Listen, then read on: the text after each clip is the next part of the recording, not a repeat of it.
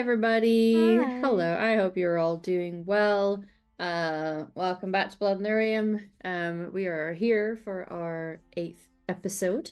Um, as ever, I've got a little content warning to do before we introduce ourselves and the story. Dragon Age is a setting that has some dark and difficult themes, not only with grisly horror, but also in its political and cultural tensions. There are power imbalances throughout the lands of Thedas, and we may on occasion touch on these in our story. Currently and specifically, we are dealing with themes around slavery, but it is always about rescuing the people who need it and bringing punishment to those who deserve it. Rest assured, we're going to be as respectful and considerate as possible when we do touch on these things, and we've discussed our lines and veils prior to today's session. We can check in with each other, but we want you to also be mindful of your own comfort levels. As important as these stories are to voice, your happiness and comfort should be paramount, and as such, we would never judge if you need to step away. That being said, I am Emma or Hamalu on the internet. I use they them pronouns and I'm a storyteller for this game. Now can my players please introduce themselves? Hello, hello. I am Emily. I use she, they pronouns. I got an undercut since the last game, so I'm ready to go. That I looks play good. Kana. Um, she's as gay as I am, which is pretty gay. And we're here to get the job done. Come on. How's you? Hi everyone. My name is Satan, or else Vamp on the internet. I go by any pronouns. And today I will be playing Phelan, everyone's favorite adult male elf, mage. Doesn't matter. It's okay. Maybe also Grey Warden. I mean, definitely also Grey Warden. And I'm here Gay to warden. Gay Warden. Also that actually. That's not incorrect. Uh anyway, next person. Sorry, didn't get the cue. My name is Move away Corin. from me. I use she, they pronouns. I am playing Oriana, our pillbug rogue who uses she, her, and ready to just stab some people, y'all. And I'm not gonna say which one. Okay. Which Good. one's ready? Yeah, good. And hi everyone, I'm Bex. I use whatever pronouns you like, can't get it wrong. I am playing Cass, who uses she, her pronouns, as our big puppy dog Karari, who's having a great time and is excited to hit things because that's simple and she gets that. Hell yeah. So, last week, the team split off to try different approaches for getting into the estate and gathering information. Kana, Oriana, and Misha, our Canary NPC, all went through the back to scale the walls and go for a stealthy approach. Cass and Phelan went in through the front door, claiming to need shelter from the storm. Our stealthy team managed to mostly succeed in their endeavors, although Oriana does eat dirt at first when climbing up and over the wall, but Oriana and dirt go well together. We established this in season one. Um, everyone pulls together and sneaks their way inside of the building to get a lay of the land. Our front door team utilized their best wet cat and stray dog powers and convinced the staff member Mikolai that they need an outbuilding to see out the storm. Heading into the barn with some apples and supposed invisible horses, they start to plan their next steps. Our stealth team use the storm as distraction and find a frightened staff member inside. Our barn team decide to risk leaving the barn to go and speak to the two men who were on the cart they encountered the day before.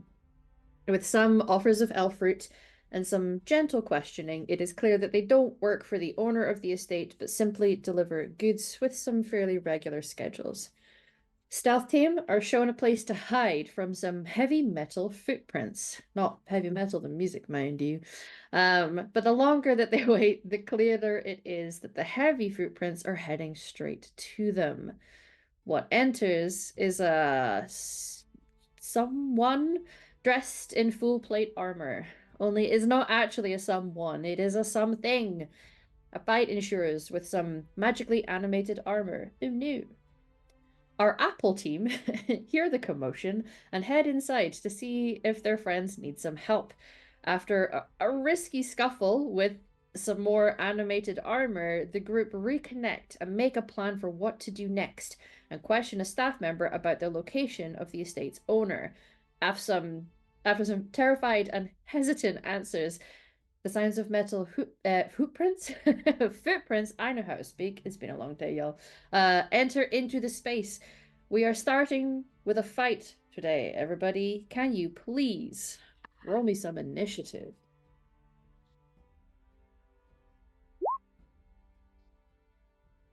I'll do my Where's my best. post-it notes. Who is my post-it? Wow. Wahoo! Wahoo!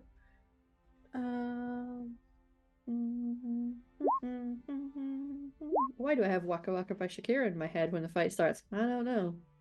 But here we are. Oh, look how close that initiative is. Like Yeah. a 0.01 difference. Dang. Yeah. Okay. It says I will use my Ariana. stunt point to strut. I would like to strut, please. I'd like to strut into battle. I don't know what 3 stunt points will earn me in initiative, but you know, some Not a flair lot. maybe. Strut. Strut. Hair flip. Oh, yeah. It goes. It looks very cool. Very cool indeed. You come into battle with a flourish. Yeah, Yeah. the hallway has a red carpet. Coming out of my cage. I've been Doing doing just okay. fine. Yeah. I hear. The lighting changes really dramatically for some reason. I'm not quite sure Oh. why. Yeah, There's a really Apparently dramatic there's breeze wind through the blowing hall. your hair. yeah. A window's open. Okay. So I have rolled for Misha just so that she is involved, but her turn's not going to behave quite like yours. What we're going to do is we're going to have an initial 3. The way that we normally do combat here is a little more cinematic. Let me just get my fight music on. Where we have 3 rounds. First round, cool opener. You do something cool, the fight is begun. What are we doing? Can be hitting things with a weapon, but it can be other things if we want to be more creative. Then something bad is going to befall you because we still want injury and risk in this game. We can't always be super cool people. Last That's round how I is going to become a be Grey Warden. the last round is something that you do to end this particular combat. It does not mean that you are then out of risk. You will be dealing with whatever has come your way just now. There's a wider scope of what we are achieving here today, and that is also making your making my way downstairs, and potentially seeking things out. We can go stealthy. We can do this. Now, we're all computer game players here. You can do super stealthy, room at a time, taking people out nice and quietly, or we can just guns blazing. I'm gonna be real loud so they all come to me and then I'll control the battlefield. I don't know. It's up to you guys how we do this. We're gonna tell a story together today that's hopefully quite heroic, but we know the dice sometimes don't want to tell that story. So, that being said, Ariana, you are top of the turn order. What you're gonna see is in this space, inside of the home, you have this staff member who is with you. This is quite an afraid looking person. And the sound of metal footprints coming, more than one. In this instance, you're going to see 2 entering this space. Not only are you going to have to take out the threat, but you now have what is arguably a civilian that is in the space that could be at risk of getting hurt as well, which may factor some of your actions. What are you doing first, Oriana? So help me kind of see this if you could. Are we like in a hallway? Are we like in the corner of a hallway? You guys had met kind of in a corridor space between the room where your team had been and the 2 who were coming from the front door. You've coordinated together a little further into the home. There are some doors nearby, but you don't know where those necessarily lead to in this precise moment. Corridor is wide enough, this is a big estate, wide enough that this could take place without it feeling super squashed. Okay. But it's But still it very is- much a contained space. Yeah, a hallway, essentially. Yeah. Okay. Yep. The person, because it is my fault that they got captured, if I remember correctly, because I kind of shoved them in a corner. I'm just gonna look at them and be like, you know where to go, right? Go. Get now. Get. Go get. All right. Yes, you can encourage this person to try and find somewhere to run to. And it is assumed in this first sort of round that they'll probably try to find somewhere to hide and or run away. Yeah. All right. This is a little silly, but I'm gonna try it and see what you think. I'm assuming this incredibly rich person has really rich, nice carpet on this floor, like a runner. Because it's like beautiful stone floors, but they have to have the carpet so that it's not aggravating to walk on and listen to. Yeah, sure. I'm gonna look at my two beefy ladies and just be like, my beefy ladies. And then I'm gonna go over and basically just get as low and stealth as possible, like under a table if I have to. And I'm gonna rip that fucking carpet because they walk. I mean, we've heard footsteps, right? Yeah. So I'm going to prep basically and just get ready to yank that motherfucker when they come around the corner. So you're trying to elect some beef to help you with the pulling of the rug. Well, I'm going to attempt to pull the rug and then let the beefies hit them as hard as they want. Because, not the beefies. I think I told them last time, but hey, this is how we fucking took it out. And I had to reach my hand in there and grab the core of it. But, you know. There was, a little bit of frantic, Yeah, this is what happened. Everything was bad. It hurt a lot. Yeah. So, essentially just, I'm going to attempt to create an opportunity for our warrior women to give them a beat down if they're on the ground and or stumbling. Okay. Here's the thing. Absolutely. The answer will always be yes with what you guys are wanting to do. Sure. As for what makes sense for rolling, to pull a rug like that, and I imagine you're wanting the metal armor to be on said carpet so that you're pulling the rug from under them. At least partially, even if it's just enough to get 1 foot out from under them where they can't, like, there's no way, I don't think Oriana's strong enough to be like, haha, take down 2 of these metal motherfuckers. Like, but if I could at least even just get them to stumble where they're not going to be able to hit them as hard, or they're not going to hit us as hard, is the idea. I'm just trying to create an opportunity for it to be better for the others. Because it should be coming from your strength. Sure. Really, with what you're trying to do. I'm so strong. What I'm going to argue is that whatever you roll, I'm going to allow you to add your +2 with acrobatics. Just in that, in the method in which you're trying to do is less so heaving with all of your strength to like throw this thing off its feet, and more pulling it in such a way and coordinating it to like maybe tangle in the feet to try and encourage some tripping. So there's a little bit of creativity, I suppose, to what you're doing. So if you roll your strength but add +2, which is essentially your acrobatics focus. Fingers crossed. That's a 12. If I get a +2. 2 step points though. Yep. What I'm gonna rule here, and again, those of us who have been long-term watchers of the show, I take this game system and then I will manipulate it in a way that seems cool and fun because I can. And when you're running your games, I encourage you to do that too when you feel confident enough to do so. Your +2 stump points, essentially 12 is not necessarily enough that you're gonna like knock this thing off its feet, but I will allow you to put those 2 stump points as a +2 to the next person that is hitting it because it's slightly off kilter. So they're more likely to succeed at doing some sort of damage with that. Sounds if that's excellent. Wonderful. Yes. All right. Next up is Phelan. Hi, y'all. There's a couple of these things here. You've been told enough that certain types of magic actually. I've done certain type of magic too. Yeah. Some is effective, some not so effective. Yeah. Second verse, same as the first. Winter's Grasp, my old reliable. I'm gonna cast Winter's Grasp. Hopefully, it does say that it is one visible target. But it is a cloud of frost.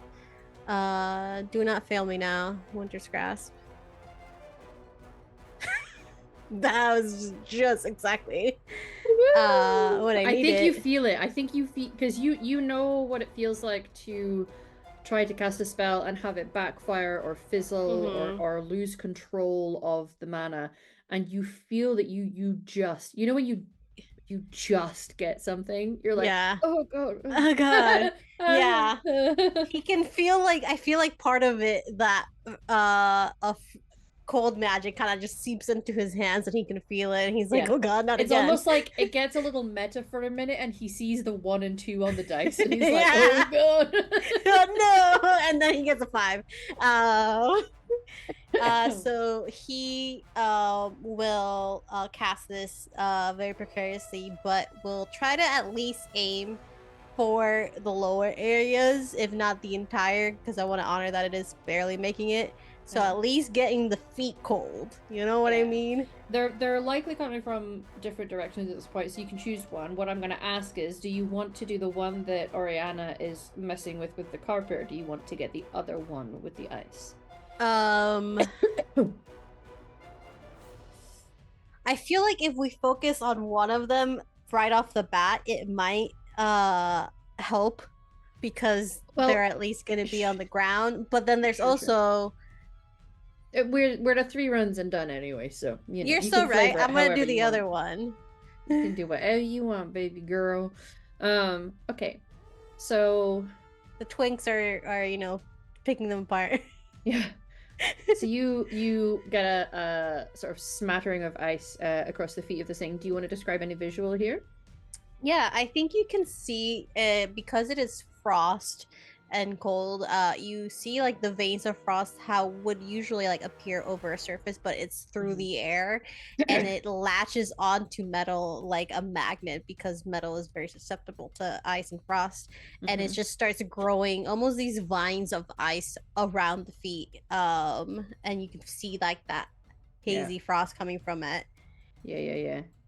I'd like to I'm going to introduce you all to an excellent Scottish word, which is skite. You see it like it starts to slow it down around the feet, and then there's this moment which we've all felt when you confidently step out to a path from your house and then realize how icy it is, where you have that oh god. So that's sort of like slipping on ice is skiting. And there's this moment well, but it hasn't fallen over, that's the thing. There's a moment where it certainly slows, but you see it also like slip. And the weird thing is, this is just an animated bit of armor, but when it does that slipping thing, it does that thing that like where, you know, the hands go up to try and correct your balance at least. Okay, very good, wonderful.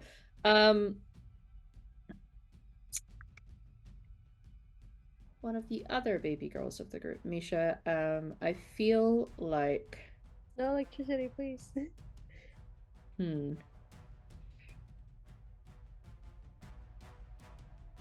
Because it's fun and I like things being cinematic, that's what this combat is for. I think she is going to manifest the spell Stone Fist, and normally Stone Fist will pull rock out of the ground or manifest, you know, like it's normally a very natural thing, but you're in an unnatural space. And when she does it, what she's essentially doing is she creates some force out of her own hand, because Kunari, and like pushes the force from her hand magically. It comes out of her hand, hits into one of the statues, like a marble statue in the area, and the marble of the statue creates the Stone Fist as it just slams into the one that its feet. Let's do the one that was already slipping on carpet. This is her plan, is to do that. Let me just yeah.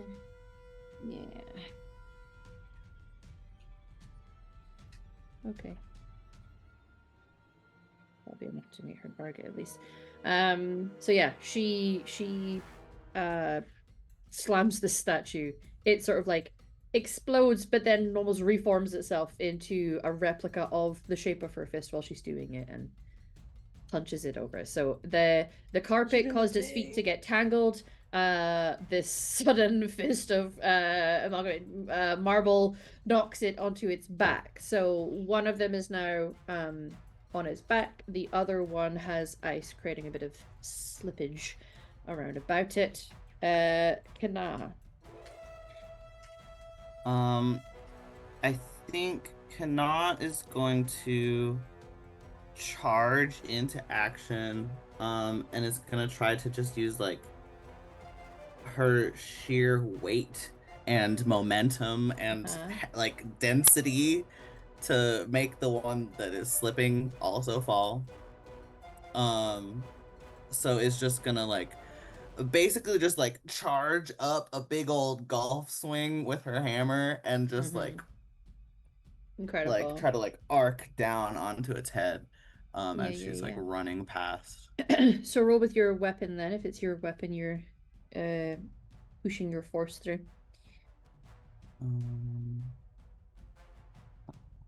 There's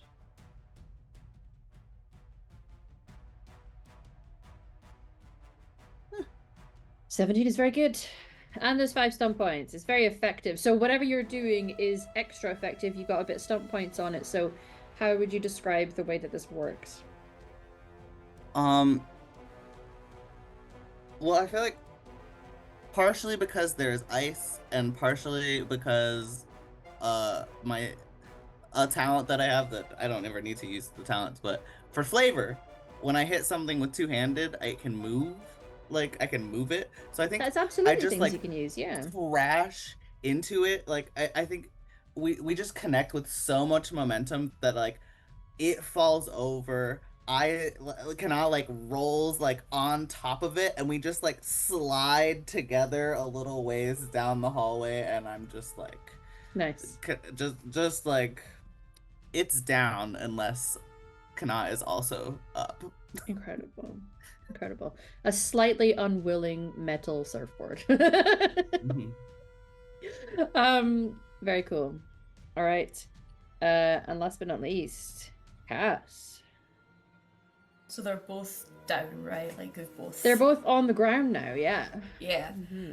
In which case, Cass will go to the one that Kana's not currently trying to surf on. Sure. Because she doesn't want to get in the way of that. And it's gonna like swing with the axe, but rather than try and hit like a blow, is gonna go more for like a cleave up, as if trying to like pry the armor open.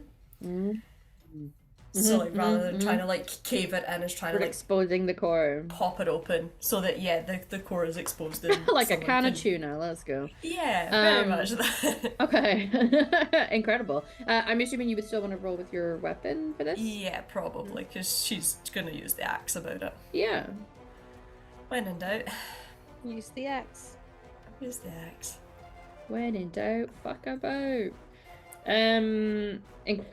Absolutely incredible. Like, this is superhuman. Everything about this goes perfectly right. And there's 5 stump points. So please describe to us exactly what this looks like. Throw some stank on it. It's almost like Cass is very good at battles, so it's almost like everything like slows down, and she's like, "Great, okay." So as Oriana pulls the carpet, she like almost slides on it to get a little bit of a momentum in with it. Comes in high with the axe, drives it down, and then just pops one of the plates like clean off, and honestly with like 5 stump points, it like ricochets off a wall, and she like catches it. Oh yes. You're like, hell yeah. Axe to one side, plate to the other, like alright. New shield. Yeah. It kind of does look like she's got like an axe and a shield, but it's just like a plate of this armor. And I think it probably is like the core like plate, so like the core is exposed. Yeah. Like real easy. Do you guys know that we're all into Cass very much? I think it's almost like a whirring noise technically that's just the reaction to having a part of itself ripped off in that way and then exposing the core. But the way that its hand moves, it looks like it goes like trying to hold like I've been not my gears. Not my gears. And also like a little confused, like, huh? I wasn't expecting this. Yeah. Because it's Dragon Age, so we have to have a little bit of funny silliness inside of it. Yeah. Incredible. Okay. So things have gone very well. We had a string of successful rolls there, which is great because sometimes that doesn't happen. Now, however, we're going into something real bad, no good happens to you. Now, it could be attacks on these things. It could be something environmental. It could be more threats coming into the space. Something bad. And don't be afraid to really lean into the badness of it, because I always enjoy when people are like, oh, you want me to stab myself? Let me. Last time that happened, I got infected. Well, yep. I can't do that again, so it's fine. Yep. I do challenge people to be brave, you know, so we can't deny you that. Brave, stupid, doesn't, you know. They are two sides of the same coin. Yes. Oriana, something bad happens to you in some way. What is it? The moment that Cass has popped open this thing, not that Oriana likes doing this, but because I think you just see kind of a unconscious like waving of the hands, like I don't want to do this again, but the core's there, right? Yeah. And just immediately launches at it like she did before and grabs with both hands. And I think essentially like it's knocked over, or at least on its side or something. Like literally I think one foot is on it and trying to use entire, you know, maybe 120 pounds of nothing just trying to yank it out. And it's gonna, I mean, it's the same feeling that she had before, just that thunder and burning and everything on their fingers, just trying to get this stupid thing out. And I think it's maybe even that like Han's already quite sensitive to it, so we don't have to go into the detail of it, but I think your hands are going to be injured, which for somebody who uses their hands for their daggers, you know, it really should come with one of I posted in the chat a little gear. I think more of the blue lines, like, you know, when lightning does strike in their body, like it's starting to spread. But it's trying to leverage with their feet. Incredible. Phelan, something real bad, no good happens to you. You can't get the blight again, so what else happens to you? There's no Have you ever been struck by lightning? No, I'm just kidding.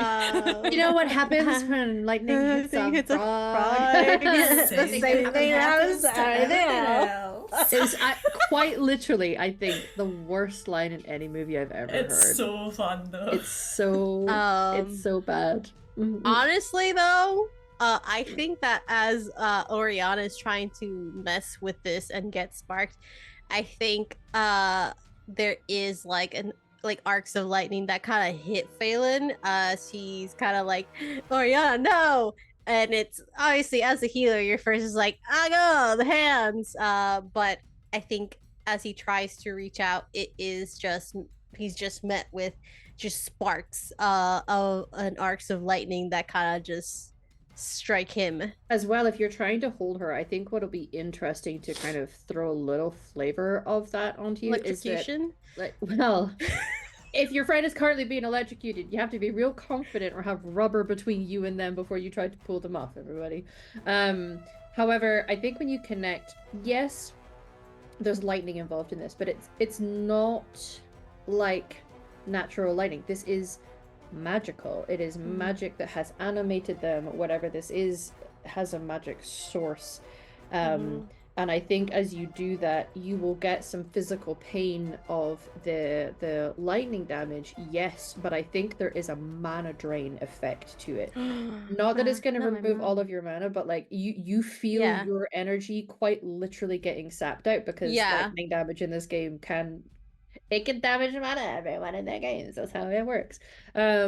So you feel your own magical energy like seeping out of you because of this connection and that lightning. Yeah, absolutely. Yeah, I think definitely. And if since there's right next to and holding Oriana, all you see is just kind of like, it's not the electricity. It's almost this almost like that kind of heat wave aura, but it's just being kind of like sucked out of Phelan.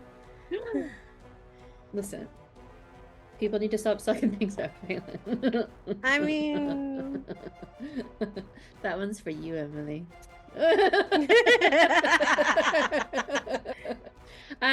Okay. I love it. I love it. stop sucking it out and start very sucking it good. in. Yeah. Wonderful.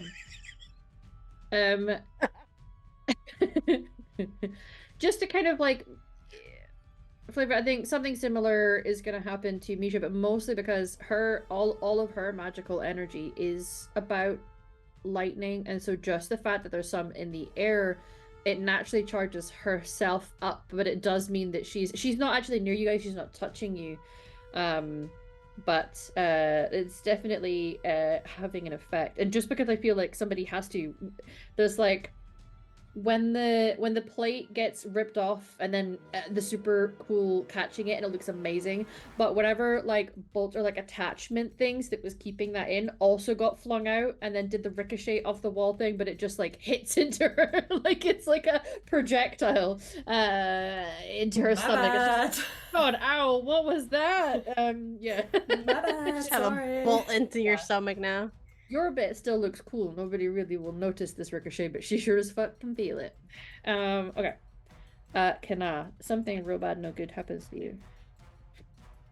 Yeah, I think Kana's plan here from this angle is to take her axe, to jam it in like a can opener and pop it open. Sure. And I think goes in with all of the force that she thinks is required to do so, and just completely miscalculates how strong this armor is, and just like bong, like ricochets off of it, like axe goes flying out of her hands, she loses balance, and I think that's enough for this armor to get the best of Kana and flip, turn, reverse the pin. Flip it and reverse it? Oh now no. Kana is the one being pinned, and Okay. she can't even enjoy it because it's armor and not and I think as well, something I mean, that would be enjoyable to get pinned. Yeah, they have weapons too, and so I think it's maybe gonna take a hold of its weapon and push that down here. With the sort of strength that a magically animated full plate like there's a lot of strength behind this thing, just to add a little bit of stank onto your one too. Wonderful. Cass, the last bit of bad befalls you in this space. What happens to Cass? Oh, well, someone's gonna have to say it, aren't they? We've made quite a racket. Yeah, you sure as fuck have. We've made a Harley quite racket, a lot if of you will. noise. Yeah, we've made a hell of a racket, and I think, like, as cool as it was, Cass has just flung a bunch of metal off a bunch of walls. It's not a quiet endeavor, and I think it absolutely gets the attention of at least like one more of these animated suits for her. So Cass is like whirling, goes to help Kana, and then just like sees it, the corner of her eye is like, great. Like, he's right behind me, isn't he? And, like, you can see it reflecting in the metal that you're holding now. That was horrible. Oh no. Well, like, I think she like drops the metal and like lifts the axe to like try and help Kana out, sees the other one reflected in the axe, like the metal of her axe, goes to whirl for it, but it's just so off guard that it can kind of like catch her and like force the axe down, so she's kind of like locked in this stalemate with this thing where it is trying to get her with the weapon and she is trying to get it out with the weapon, and no one is doing well out of it. Oh dear. Did she take any injury? I think like the wrench of the axe has like pulled her shoulder right back. So like she's almost in like an arm lock with it, and she can feel like the pulling in her shoulder. She's like, I need that. That's my arm, I need that. Wonderful. I do a lot of swinging with that arm, please. Yeah, I need to lift horses. Okay, wonderful. We're back up to the top. Something amazing, incredibly cool happens to end this particular encounter. Oriana, you are up first. I actually have a question for Phelan. Phelan, is your staff wood? I think it is, right? Yeah. I think because like Oriana's got a foot on this thing and is holding on the stupid cord and just goes sorry and like grabs the end of your staff because hers are metal. She can't use her knives. Yeah. So I think just kind of shoved it in there to help lodge this motherfucker out and not get electrocuted more. And just with that last like bit of leverage with the staff and her foot, is able to just start pulling and wrenching this thing out and just rips the core clean and tries to like fling it, if this works, towards Misha. So I will allow just your actual dex acrobatics here. Not my mother's with the, staff. I'm sorry. We were gonna get more electrocuted. Not the one we had an emotional exposition about. I'm sorry. Literally, it's just like sorry. I'm sure this is what your mother would want. For us to not be more electrocuted. With a 16, yes, you were able to kind of wrench out the core of this one and fling it across the ground. So yeah, a success there. Just like Misha, grab it. Very good. Okay, Phelan. Not my mother's stuff. I'm sorry. I think he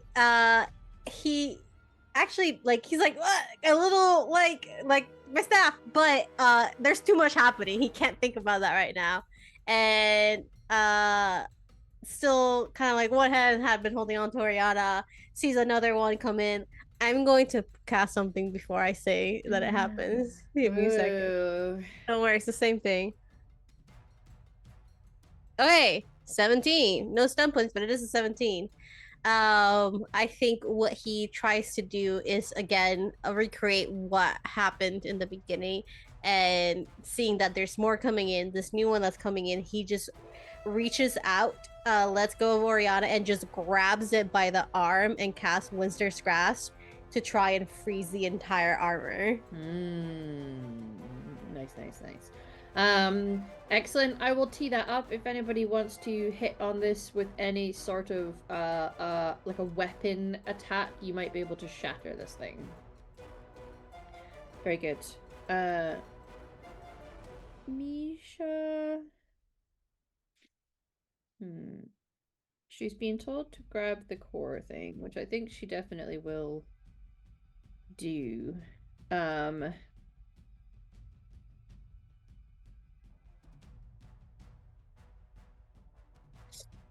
I was tempted to do the thing that she'd suggested, perhaps it was a silly suggestion to try and overload it with lightning, but I don't think she's necessarily going to do that. But I will have her roll another stone fist. Some stun points to that. It's enough. I think, I know that you are currently being pinned, and this thing has its weapon down on your neck. Did you have a plan for getting off, or are you okay with Misha doing something to help liberate you for your turn? I don't have a plan, but I'm not opposed to getting helped. Okay. Her plan was to use Stone Fist again, to sort of like knock it off of you, at least to dislodge it enough to give you an advantage to be able to move, essentially. So rather than completely getting rid of it off of you, it's enough to kind of throw it off, so it's off kilter, its weapon is no longer at your neck, which gives you an opening, I suppose. And it is your turn, so... No, that's perfect. That, I think, Kana's been wrestling with it, and I think has come to the conclusion that either this thing is stronger than she is, or she just has a bad angle. Like, she was gonna lose this wrestling competition, so she is like been scrambling, like, okay, what can I do? What do I have the options for? I'm out of my weapon. Remembers this freaking dumbass bastard sword that she's been carrying from the beginning. This stupid gift from her stupid ex-husband. let's see if it might finally actually be useful. So she's been like Okay. trying to get at it. Gets knocked off of her. This armor. She has just enough movement to reach to her back, grab this sword, and she's gonna try to just find a crack and just like a lobster, like just skewer this thing towards the core and Okay. try to get it. Yeah, so roll for an attack. I'll let you add a +2 because the off-kilter would apply from Misha's smacking it. Amazing.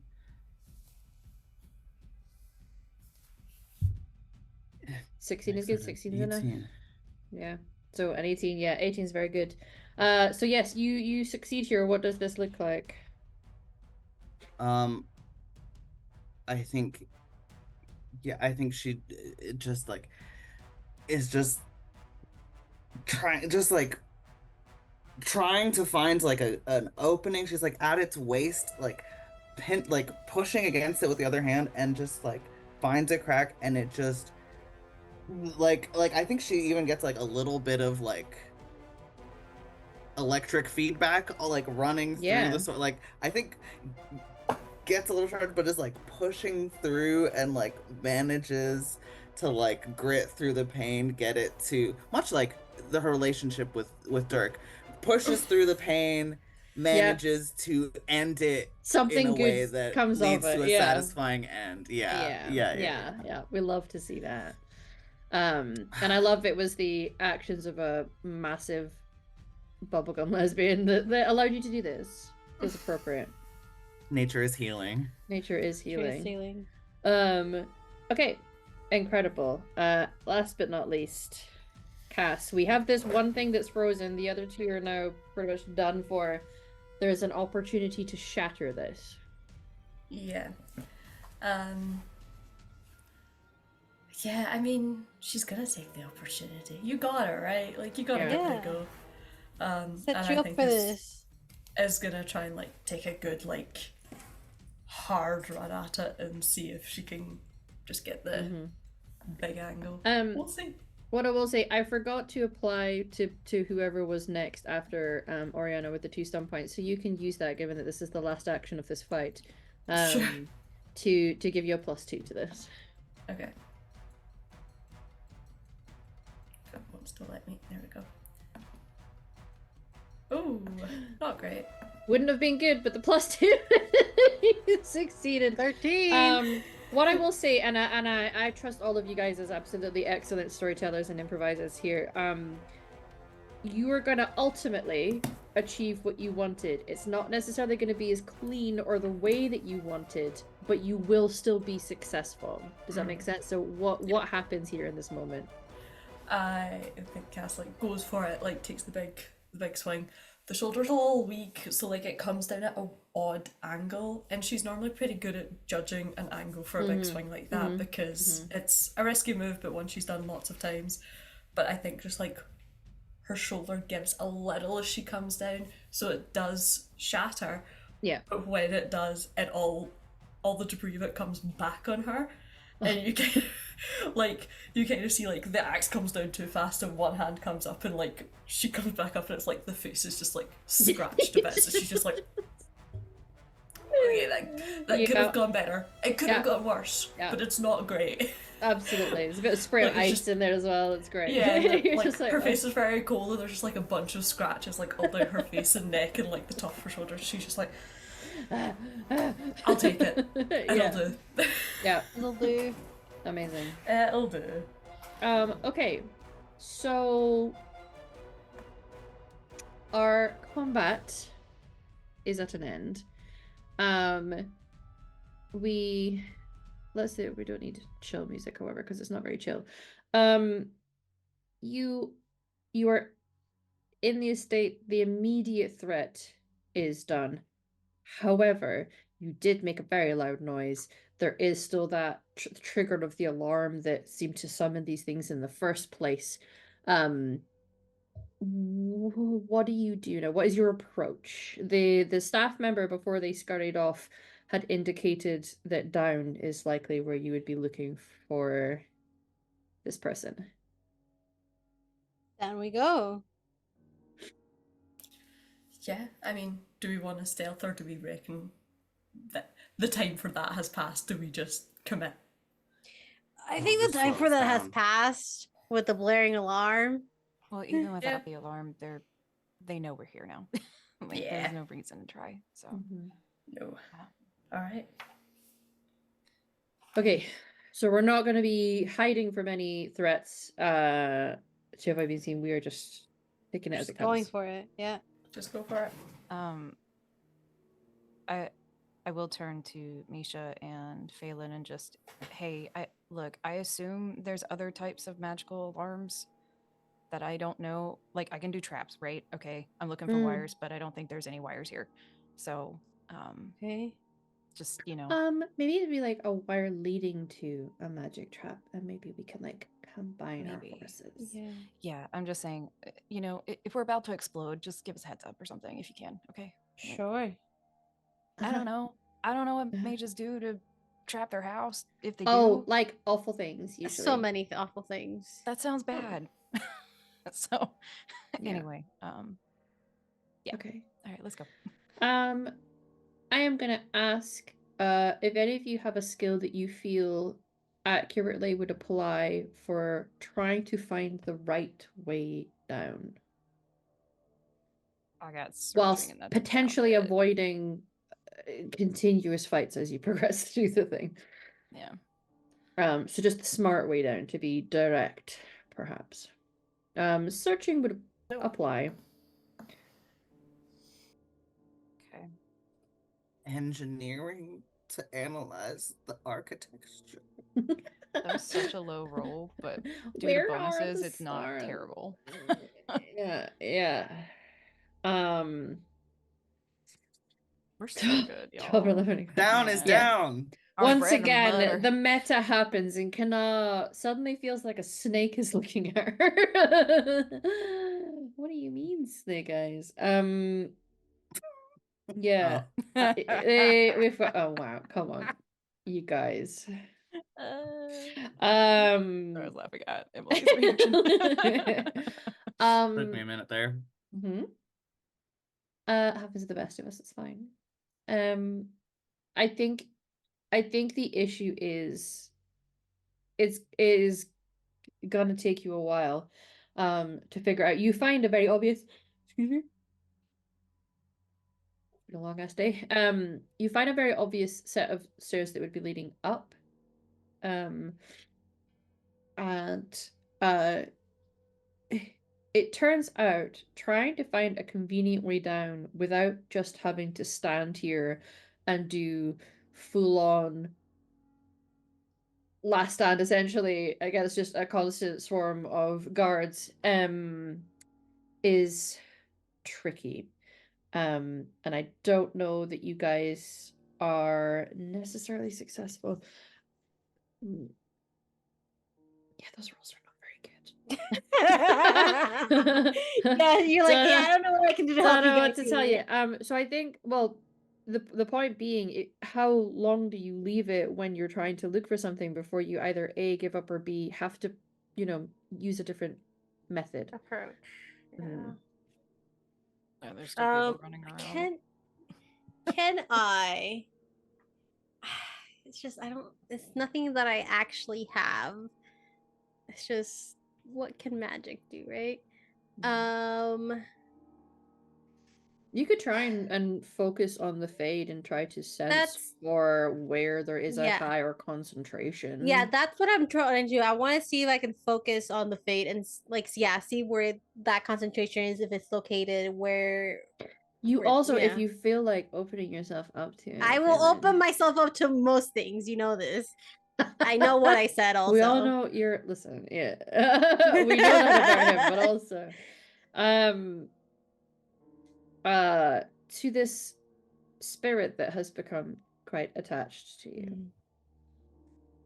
Mm-hmm. I think they are going to open themselves up to the spirit, and not even like a high concentration of magic, but I think he's focusing on that spirit magic that he got a taste of in the beginning of the season, and trying to almost find find the essence of people or the life source Yeah. of people, the spirit. If you Okay. will. So yeah, roll spirit magic then. I don't have it yet, but if I succeed with this, maybe I get it. Listen, we stated before that you guys have the opportunity to 30's a bit better.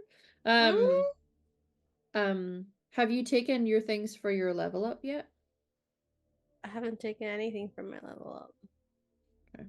I was gonna take it when I did that really cool thing at the first, but then I was like, oh, maybe not. 'Cause it's Sure. the first And episode. is spirit magic potentially the focus that you would be looking to take? Yes, in spirit this magic moment? is still the focus So he wants to take. there's different elements to the level up, and different things are going to make sense at different times. If you were to say that in this moment your need to connect to that triggers your level up, you would be adding a +2 to that, which would Yes, make it a please. 15. So that will succeed. So you're willing to lock in that as your focus? I'm willing to lock that in. I would like to lock it in. I would like to lock in. I'm ready to cook. So I need to tell you guys later about a sentence that I quite literally said to a teenager today because I'm too old to be saying this shit.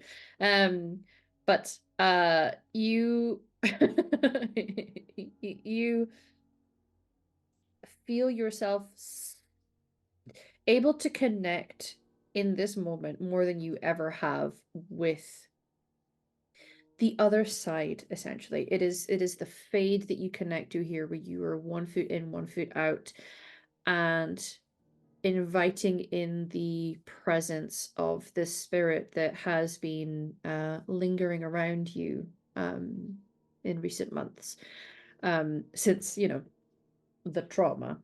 And I think in that moment you feel its presence almost within you. It not to the point that it's like it's actually entered into your body and because spirits can do that to mages, and that's not what happens here, but you feel its thoughts and its words in your head in a way that the others cannot see and hear. And it just says, there is a lot of sadness and despair in this area.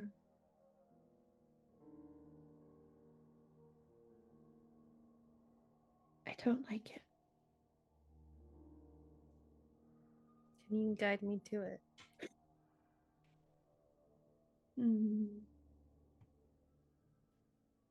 Yes. Lead me to it, and we will do our best to relieve them of that. I think you'll see kind of Phelan. He's not saying anything as of loud, but while you're discussing the next move, he's just quiet and he is just eyes closed. That's so Raven. Yeah.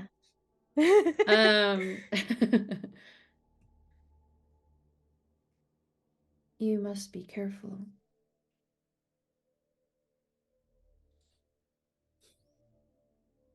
I will be, but we need to get to these people as soon as possible before the absence of their sadness is death.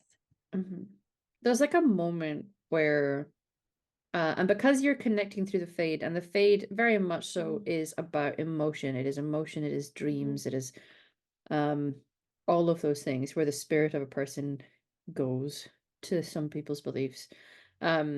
So you can feel the emotion of this thing, and when it says you need to be careful and you're like, I will, you feel like a look of like just the slightest hint of doubt, as if you had said We'll to try. Oriana and Kana, be like, I am going to be so careful in this moment, and they'd be like You just hear actually saying it out loud. It's Phelan. I'm going to try. I'm gonna do it. So you guys hear Phelan say those words out loud. It does not necessarily verbally respond, but you felt that emotion of like, girl, please. Girl, please. I mean, you can certainly try. which is a little flavor of personality from the spirit that's perhaps more than you've encountered before. But I think what's going to happen is that where you guys are stood, just ahead of you, you can see that there is like a torch which has some flame in it. Turns from that golden yellow color of the flame to fade green. Letting Phelan know that it's that direction. Your spirit is going to lead you through visual signals. Nobody around you necessarily knows that's going on. If any of you are paying attention, you may see the flame change in color, but maybe you're not looking at that. But you do hear Phelan going, "I'm going to try." Try what? Yeah. What? We're all trying, Phelan. No, We'll think of something. It's this way. Huh? He's just gonna go towards the Veilfire torch. Right. I think just very Sure. quietly to herself and just like, I said I would trust him. I said I would trust him. I said I would trust him. Like, Yeah. Cass is just following, like, well, I have no better ideas, so Yeah. sure. Misha, being Misha, just like puts her fingers through the flame and goes, "Veilfire." Veilfire. Doesn't question it. As you approach it a little closer, Phelan, you'll see another further ahead change the same color, and essentially it is going to lead you towards a door that looks quite humble. That looks like it might be like a staff door as opposed to the doors that the people of the house would use. But it is going to open to an area that you can see just slightly ahead has a staircase that leads down. I think as you're relatively doing this, wide staircase that goes you down. see the green of the Veilfire reflect in Phelan's eyes. And I will level up. Level up. Level up. Is there anything else that you gain from this? Or are you just gonna use your focus just now for the others? I use my focus right now, and while we're on break, I will look at the other stuff. Oh yeah. Okay. Very good. So, do any of you comment or question, or are you just gonna go along and be like, "All right, cool. One of us has found a way down." About the changing color of the torchlight or the braziers. I want to make the choice that can't see it. Okay. Yeah, you're just like you're just following. she's- Yeah. Just trusting her boy. Yeah. That's my son. He think- knows what he's doing. Yeah. I think Cass has been around Misha and other mages enough to know what Veilfire is, Yeah. but it's just kind of like, this doesn't seem like my business. This seems like Yeah. mage business, and you Yeah. guys have that. As long sorted. as it That's gets fine. us there. Yeah. Mages, they get the work done. Yeah. Very good. Okay. Oriana's definitely just like, so, like trying to like spider her way around it, like, no. oh no, I don't like it. I don't like it. I said I would trust him. I said I would trust him. Yeah. It's just Phelan doing it. It's just Phelan doing it. Phelan's Yep, just doing Phelan did magic it. thing. Phelan's Nope. just doing it. Nope. It's fine. It's just magic. Yep. If we can invest One- in horse binders, she might. He will say once they get to the door, obviously, lots of danger, but this is the way down. Yeah. Now, the stairs are gonna lead down, bend, and then lead down further. And it shifts. There's still very much, it's still very much part of the estate. The architecture is going to remain pretty similar. There's an element of this that lets you know, once again, we have all played computer games or seen stories and movies where there's a slight shift in vibe and maybe the colors of any decor in here. There's not really the same as there is above, where you've got like the little side tables with decorative things and a vase with some flowers and paintings on the wall and things like that. It's more sparse down here. But there is further torchlight, and you are going to see that as you guys progress, that flame is changing color as you go. Behind you, it corrects itself, so it seems like there's only ever one having that color shift at any given moment. Now, is your approach going to shift slightly when you enter into the below? Are we just walking ahead and ready to combat things? Are we getting a little quieter? Now, I'm not meaning I'm going to make you all roll stealth rolls, but is your approach going to change, at least in any way, before I describe to you what you find when you get to the bottom of these stairs? I think definitely once they open the door, Phelan is kind of looking to Ariana to kind of lead and being as quiet as possible. Okay, I totally understand magic. It's fine. Just like, gets as low and as small as possible. Mhm. And just for funsies, I will try to look out for any actual physical traps too, like the kind of normal thing when you go in a dank dark Understood. dungeon. Like, Yeah, absolutely. So there is that. technically a traps focus, but it does live within dexterity. If you want to roll, because I don't have it. yeah, but your dexterity is decent. 19 with 5 stump points, baby. Hell yeah! Hell yeah, brother! I think she's so freaked out that it's just adrenaline is on high. Like, Okay. I don't want to I get will- blasted with fire. I will let you know when that roll becomes relevant, because just coming down here Will to the do. bottom of the stairs is not relevant yet, but I will note the fact that you are going to successfully spot anything that may come up. Sounds good. Okay. When you get to the bottom of these stairs, you can see that there is very much a left and right turn with a corridor space that seems to lead away from each other. I'm assuming I'm in front now. Yeah, would make sense. And just kind of look at Phelan, just whatever sense you have, just tell Follow me the where it vampire. goes. Yeah, okay. Mhm. And just like is looking around, but essentially trying to see, is there a better way to go? Yeah. Phelan, is your intention in this moment to seek out that source of sadness? Yes. I'm locking in spirit hero talent, specialization, spirit hero, everything. I'm about to heal their spirits so hard. Nice. Be happy. So you're gonna feel in this moment you and this spirit start to fuse together a little more. Again, not that it's trying to do any kind of Possess me. possession, but Yeah. but spirit healers are by their nature linked with a spirit. So you do fuse together a little more. You're gonna feel more of their intentions beyond the simple bits and pieces that you've been able to establish so far. Mostly they only seemed to come to you and connect with you in this way when you were experiencing some kind of anguish, and offered some sort of assistance in that way. Now that you're kind of working with it and seeking out this source of despair in other beings down here, you're going to become much more aware that the spirit that you're connecting to is a spirit of compassion.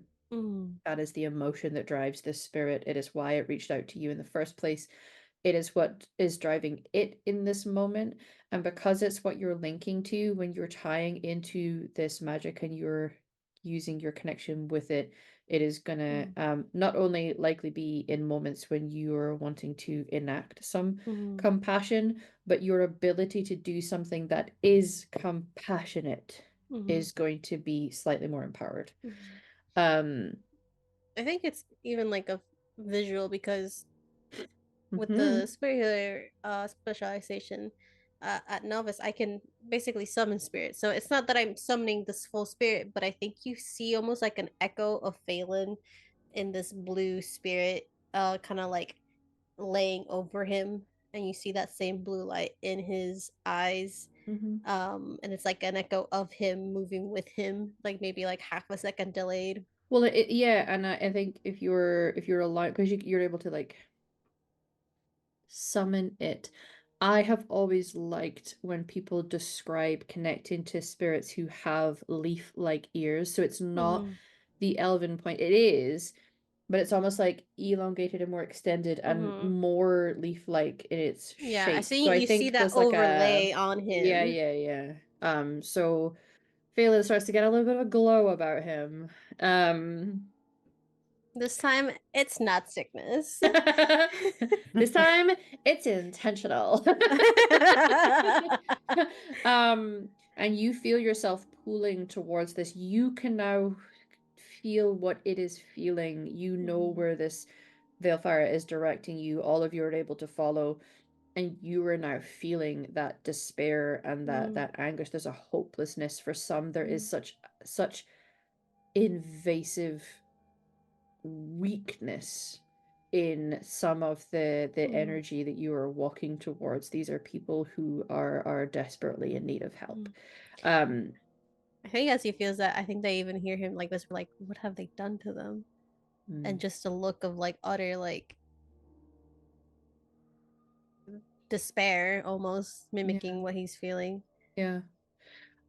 You are now walking into what is essentially holding cells. So as you progress through the space, there's an area that sort of widens out, and then you are aware that there is cells lining this space. As you enter, if you're being careful, you can tell that there is another one of these metal guards that seems to be standing up post.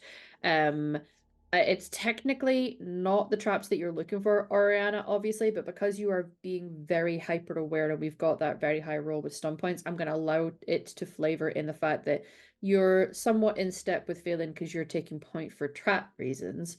Corridor is big enough for the two of you. You're able to spot that there is this threat in that space so that you guys can judge and plan your actions accordingly before it just immediately kicks off. But it is quite clear that there is holding cells and there is people in these cells.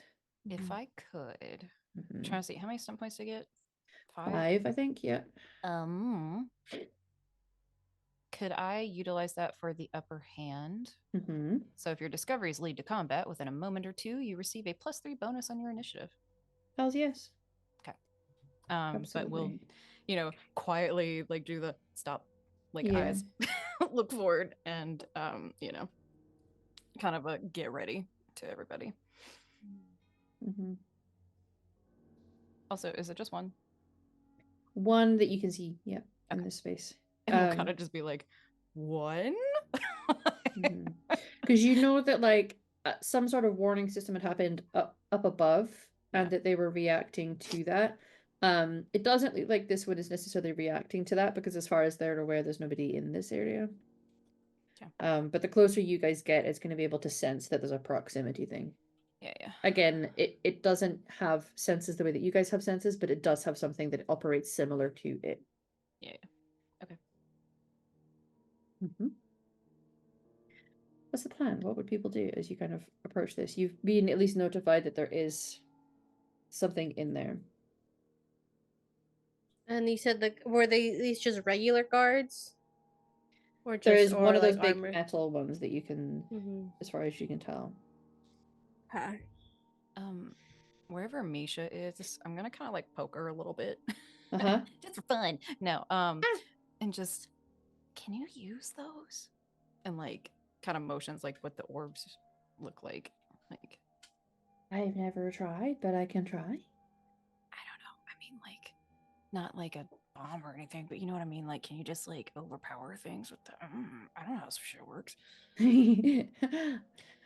Well, Okay. that was a mistake. Okay, cool. Like, idea planted. Yeah. Just, I mean, fun. We can just collect them. No. Yeah. I mean, I've heard of lightning seeds before. Lightning seeds. Okay. Yeah, if we could just get this thing open without breaking, or take that thing down, and that's got to be harder than any people in there, right? I bet if Cass and I each grab and pull in opposite directions, some sort of opening's gonna appear. Just pop it open. Okay. So, what I will say is that it becomes quite clear as you guys enter into this space. It is a wider area than the corridor where you were fighting. It will become apparent as you see this thing, that it is bigger than the others, and the weapon it is holding is a big axe. That's my thing. Yeah, it's even bigger than your axe. I want it. I want it. It looks like it would be difficult to wield, but with some strategy and practice, you could do some cool shit with it. But it is going to were to action basically as soon as you guys set foot. Even like no matter even if you had rolled stealth, there's something about it that is able to sense your presence in the area, even if you weren't making sound, which I don't think you guys were necessarily rolling stealth to avoid it. And it is immediately going to stand up. And there's something almost more mechanical about this one compared to the others. The others just looked like somebody could legitimately be wearing that full like head to toe plate mail armor and look like a person, and that's what was upstairs. This does not look like that. And you will see almost like the glow of the magic within it as it sort of like gets its sword, and you can tell already by the way that it's moved its shoulders. There's a spinning mechanism on this that is going to make the potentially next bit of combat quite interesting. However, we are just pulling up to the halfway point now, so we're going to take our break now. When we come back, we're going to hopefully dispatch with this and figure out what else is going on and how we might be able to help these people. We have not yet found the person who needs their taint punched, but that may come in part 2. For now, take a break, everybody. We will see you in 10. Bye-bye. The back shots. Hello. Hey. I hope you're all well. We're back. We have been dealing with the security of this estate in our attempt to figure out what's going on and where any potentially enslaved and or captured people are. In order to do so, our sweet baby girl, adult male elf mage Phelan chose to level up in that moment and connect with his potential as a spirit healer. There was a weird golden circle around me and some light and some music that said da da da da. So I don't know what that meant. Yeah. But now is more in tune with this spirit that has been connecting to him since all of this began. And now can more fully feel its essence. It can empower him. And because it's spirit healer, we're tapping into assist in your healing because it is a spirit of compassion. It has led you down this corridor to the right when you had a right or a left choice, and you were able to figure out that there's one of these mechanical, magical summoned creatures in the space. And as you enter, it became clear that this thing is much bigger than the others, shaped differently, very obviously something mechanical rather than just a suit of armor. And it has a very big axe. Now, the combat we're about to enter into is going to be slightly different to the other. It may go through a little quicker, but hopefully will be no less dramatic. I'll ask for initiative from everybody just to get the fighting order from you, please. They go. And then I'll go through how this one is actually going to work. Okay. That was dog shit, but there's a +3 on top of that. Yeah. 12. Oh, Why am I the first? I want to be the first. Well, yep. Sweet baby girl is indeed up first. Okay, fourth verse, same as the first. It's Kenna, and then it's Oriana. And then it's Cass. I will leave Misha out of this one because it's just assumed she's, like you guys, gonna be dealing with some shit. So this thing is gonna whir into life, and where normally we have the different rounds of some good shit happens, and then some bad shit happens, and then some good shit happens. This fight is going to be with a creature that has the ability to sort of switch on like a twister mode. For those of you who've played the Dragon Age computer games, there is like I think it's whirlwind or something like that, where holding onto the axe, the warrior can just completely spin, and using the momentum of the axe that it's carrying, moves around the room in that way. This creature has an attack that is very similar to that. So whatever your point of attack, whatever your tactic is to try and debilitate or remove this thing, each time you hit it, you are also going to get hit in some way. Most likely by the spinning axe, but it could be something else. If you are choosing to stay at distance, maybe there is something else that is hitting you.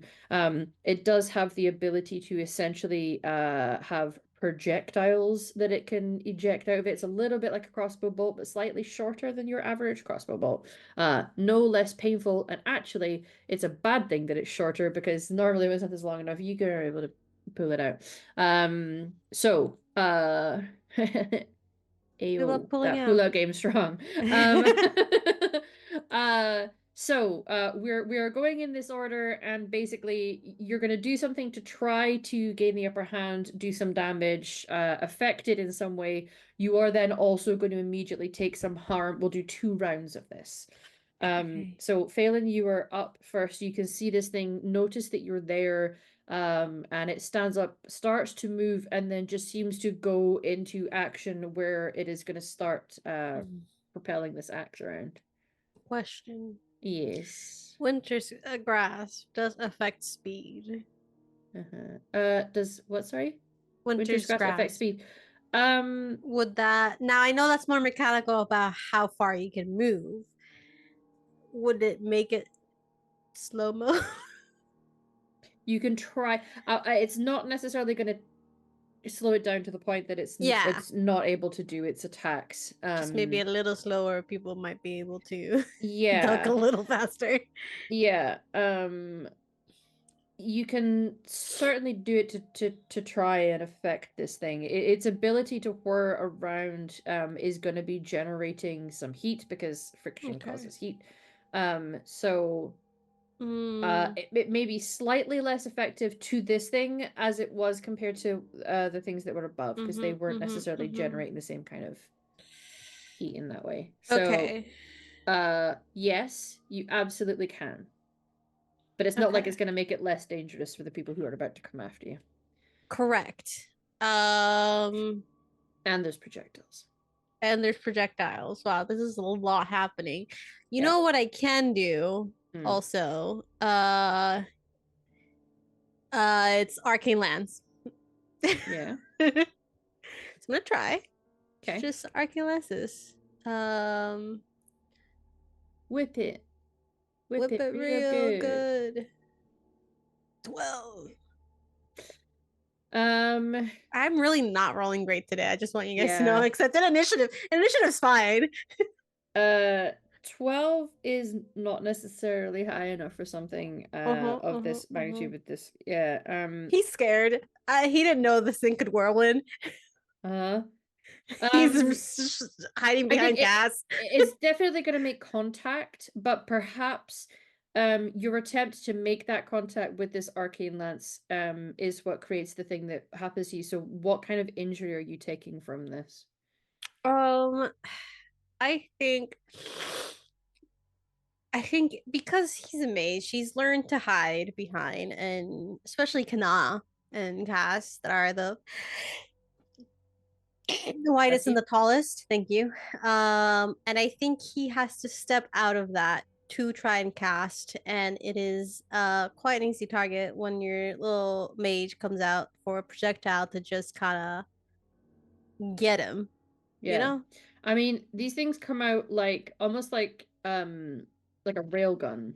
Yeah. you know. So I think you see it's a few spikes that just hit the side of I him think that this he is the came out. moment that all of you Yeah. realize that there are projectiles. You haven't seen that there are projectiles. You see this thing whirling up, and you're like, oh god, it's going, and it's like spinning around. That's very dangerous. And then you see Phelan going out, trying to like get an arcane lance around. And you're like, yeah, go Phelan, go! As it just like shoots out essentially a railway spike into Phelan, and everyone's like, oh, he's like, god. oh god, there's projectiles. Oh Jesus. Homemaker. Oh wait, no, I don't Who follow that created one. this as a security guard? Well, we'll find out.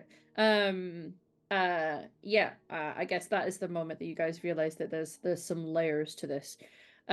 Because it's like there's a part of its body not spinning. There is a section in the middle that is holding onto the axe that is doing the spinning, which means it is able to keep its vision and part of its body anchored and pointing in a certain direction. So I got a giant spike in me and not the one I usually like. Kana, you're up next. You see this That thing was for and you, you're I like, believe. that's really yeah. Yeah. And now you've seen that there are pretty nasty projectiles coming out of it. I think the projectiles affect Kana's plan. I think she was gonna just like rush the thing. Because Phelan will be fine. It's totally okay. The fact that there's nothing Phelan can do to not be in danger means Kana is planting herself near Phelan and leveling up enough that to get the guardian defensive capability to actually fucking tank for this boy. Mechanically, he gets +2 armor, but if he gets hit, I take damage. Okay. Yeah, we can easily put Thanks, that Mom. So readying the guardian action, and while I'm at it, I'm gonna throw my axe at him since I can do that. I'll just throw my throwing axe. The throwing axe. The throwing axe. Okay. Yeah. Good thing I have more than one of these for the 2 rounds that we have. Yes. I don't. Well, I don't. Well, I don't you know, your second round I'll figure it out. Just charging in. I'll yeah. figure something out next round. Okay. So roll for that. Oh, you did. I didn't hear the normal ping to say that it happened. 15 is enough to hit this thing. So you are able to at least make contact with this axe. And I suppose it's going to kind of lodge into a part of itself. So you manage to make contact as the axe. It doesn't seem to be necessarily slowing it down, but you clearly have damaged it, right? Because that landed in it, so that's good. Something not so great is going to happen because of this. What happens to you? I think this is just this is not like super creative or anything. I think I just get hit with the spinning axe. I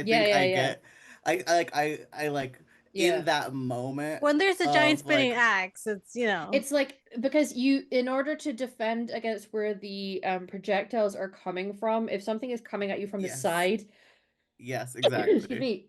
Oh, we're all sneezing today. It's gonna clock you to the side, and it hits hard. There's a force it is able to get because of the momentum and the speed of the spinning action. And it's not a person's body that has limits, you know. So it's gonna hit harder than I think you've been hit before. So aside from any injury, because you're wearing plate mail, it is gonna create more so that sort of like blunt force damage into your armor that is going to injure you, mostly bruising, could even like crack a rib if it's done right, which this is coming at you with a fair whack. Definitely. There's going to be some dents you need to work out with this armor layer. Thankfully, you know a blacksmith. Excellent. Oriana, what are you doing to try and hopefully combat this thing, and then what awful thing happens to you as a result? Yeah. I can't do much with the things I've got. So I have a question. I need the answer to 2 questions here.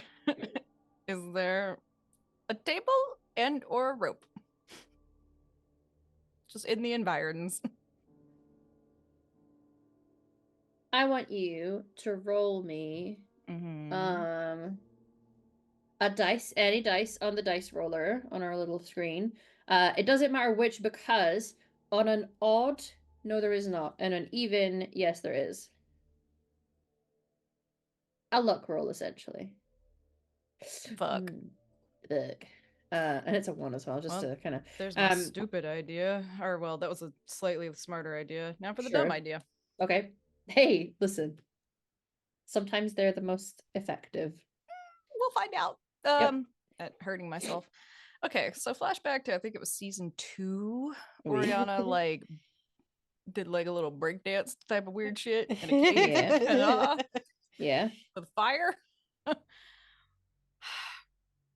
Since there's nothing to trip this thing with or Yes. try to do that with, we're just gonna use her body and do it.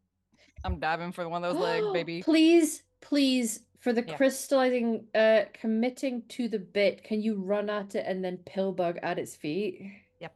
Hell yes. I'm essentially like trying to run pillbug to not get chopped. Yeah. And just basically wrap around one of its legs and Yeah, trying to like basically pull its knee out in a direction that doesn't go. Yeah. You know that one kid, have you guys seen the movie Hook? Yeah, of course. With Robin Williams. Yeah, you know, like Yeah. the kid that rolls himself into a Mhm. ball and rolls at things. Hell yeah. Yeah, cannonball. Okay, what skill would you like to use for this? I would like to use acrobatics. Sure, yeah. You're The problem is I don't yeah. have enough strength to do this, It's so I'm just gonna use my tumbling, entire essentially. body. You're doing Yeah. I do this acrobatics all and the tumbling. time. Yeah. This is Okay. gymnastics, baby. Stupid is what it is, but that's okay. 15. Hey, 15 is Yep. great. I would say you are able to successfully go in to try and hold on to one of his feet. I would say it's probably going to make it off kilter rather than necessarily fully stopping it. You're able to slow down its momentum of moving. It's not going to necessarily deal with the middle section, but you are now under the middle section, which is probably a good place to be. Probably the safest place I could be. Something bad does happen to you in this process. So what has happened to you? Oriana's bird bones hurt. Like, she can't hold this shit. Okay. She is a waif. And I truly think that there is a massive strain on her trying to hold this thing or even just disrupt it a little bit to try and she can't stop it. You know what I mean? Yeah, like, yeah, so yeah. She's basically dead weighting this, and it's hurting a lot. Yeah. Also, just crashing on a stone You're gonna be floor like is striding really muscles stupid. and stuff at this point. Yeah. Like, yeah. Okay. You're doing your damn best. Yeah. When you cannot find rope to trip, use your own body. It was that Store-bought or is a fine. big Like plank rugby. or Yeah. a table, you know. No, Yeah. okay. When no table, be table. Excellent. Cass. The middle section with the spinning axe. Yes. How is the axe attached to this section? Well, does it have like arms? Yes. So by design, there is an arm that is holding this axe. Now, is the hand attached to the axe? Unconfirmed. Okay.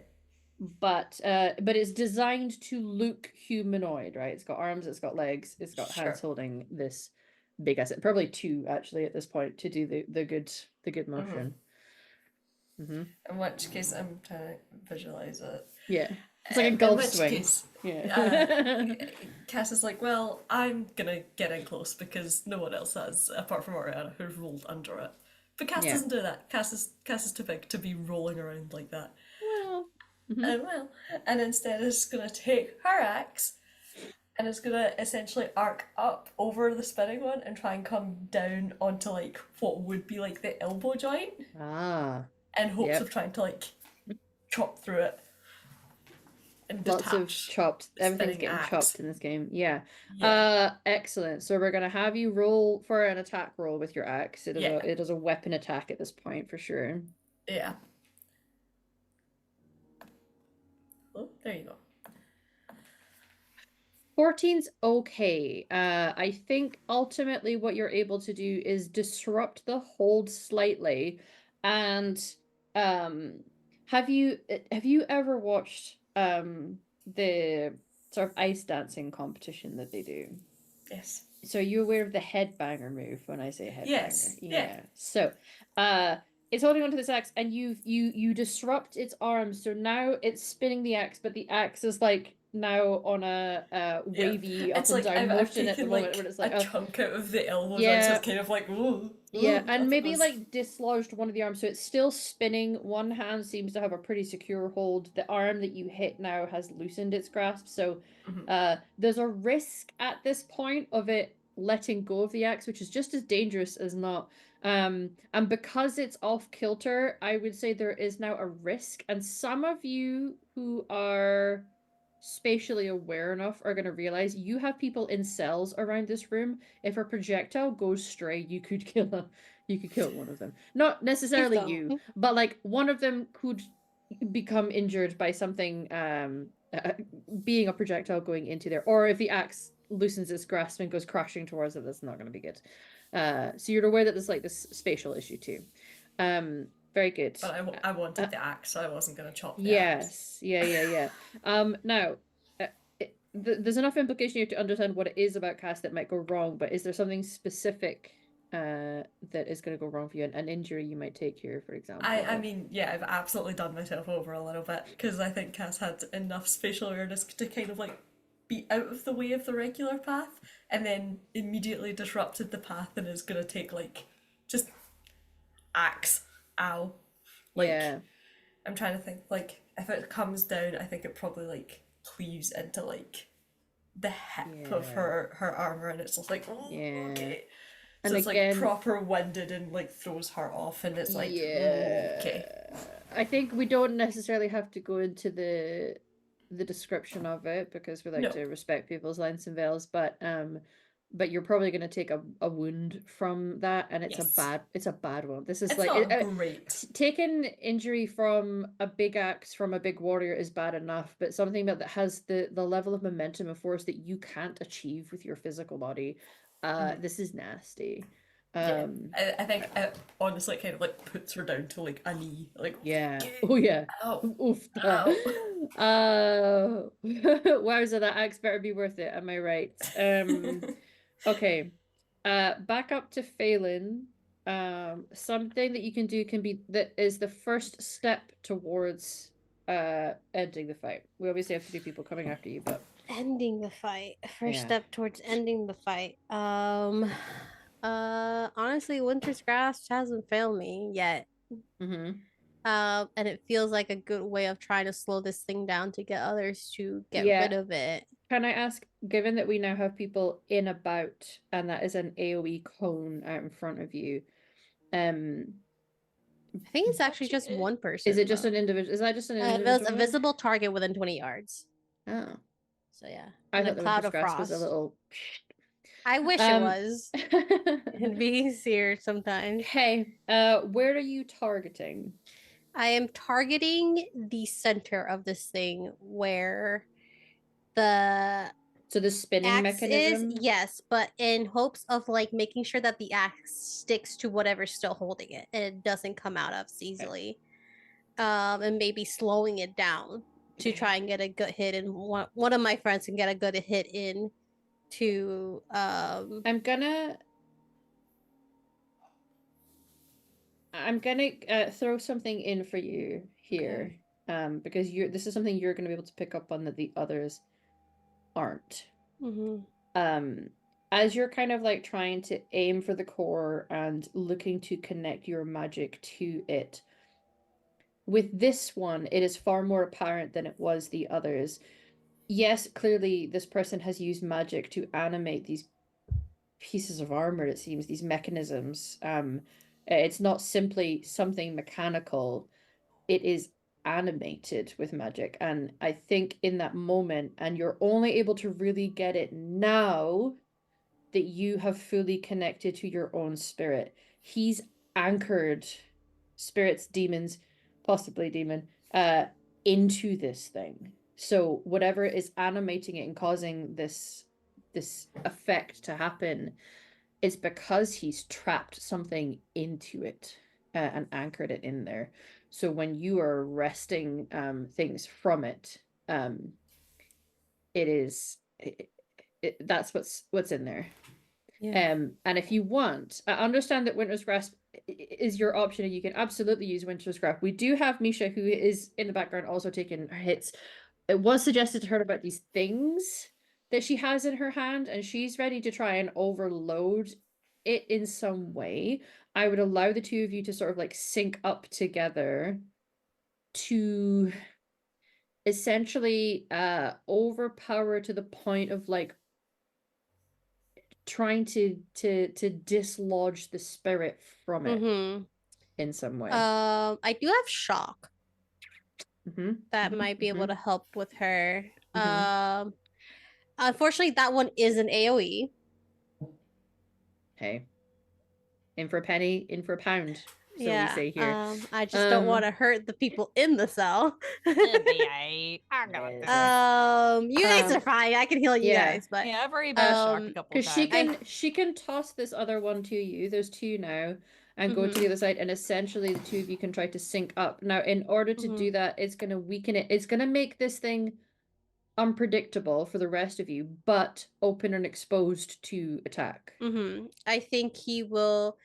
He's starting to get ready to throw Winter's Grasp, and I think it's almost like with this new blink to Spirit Compassion, and it being so present right now, he can see that pinpoint where this thing is being attached, being kept in, and all he does is call out to Misha. He says, "Misha, Yeah.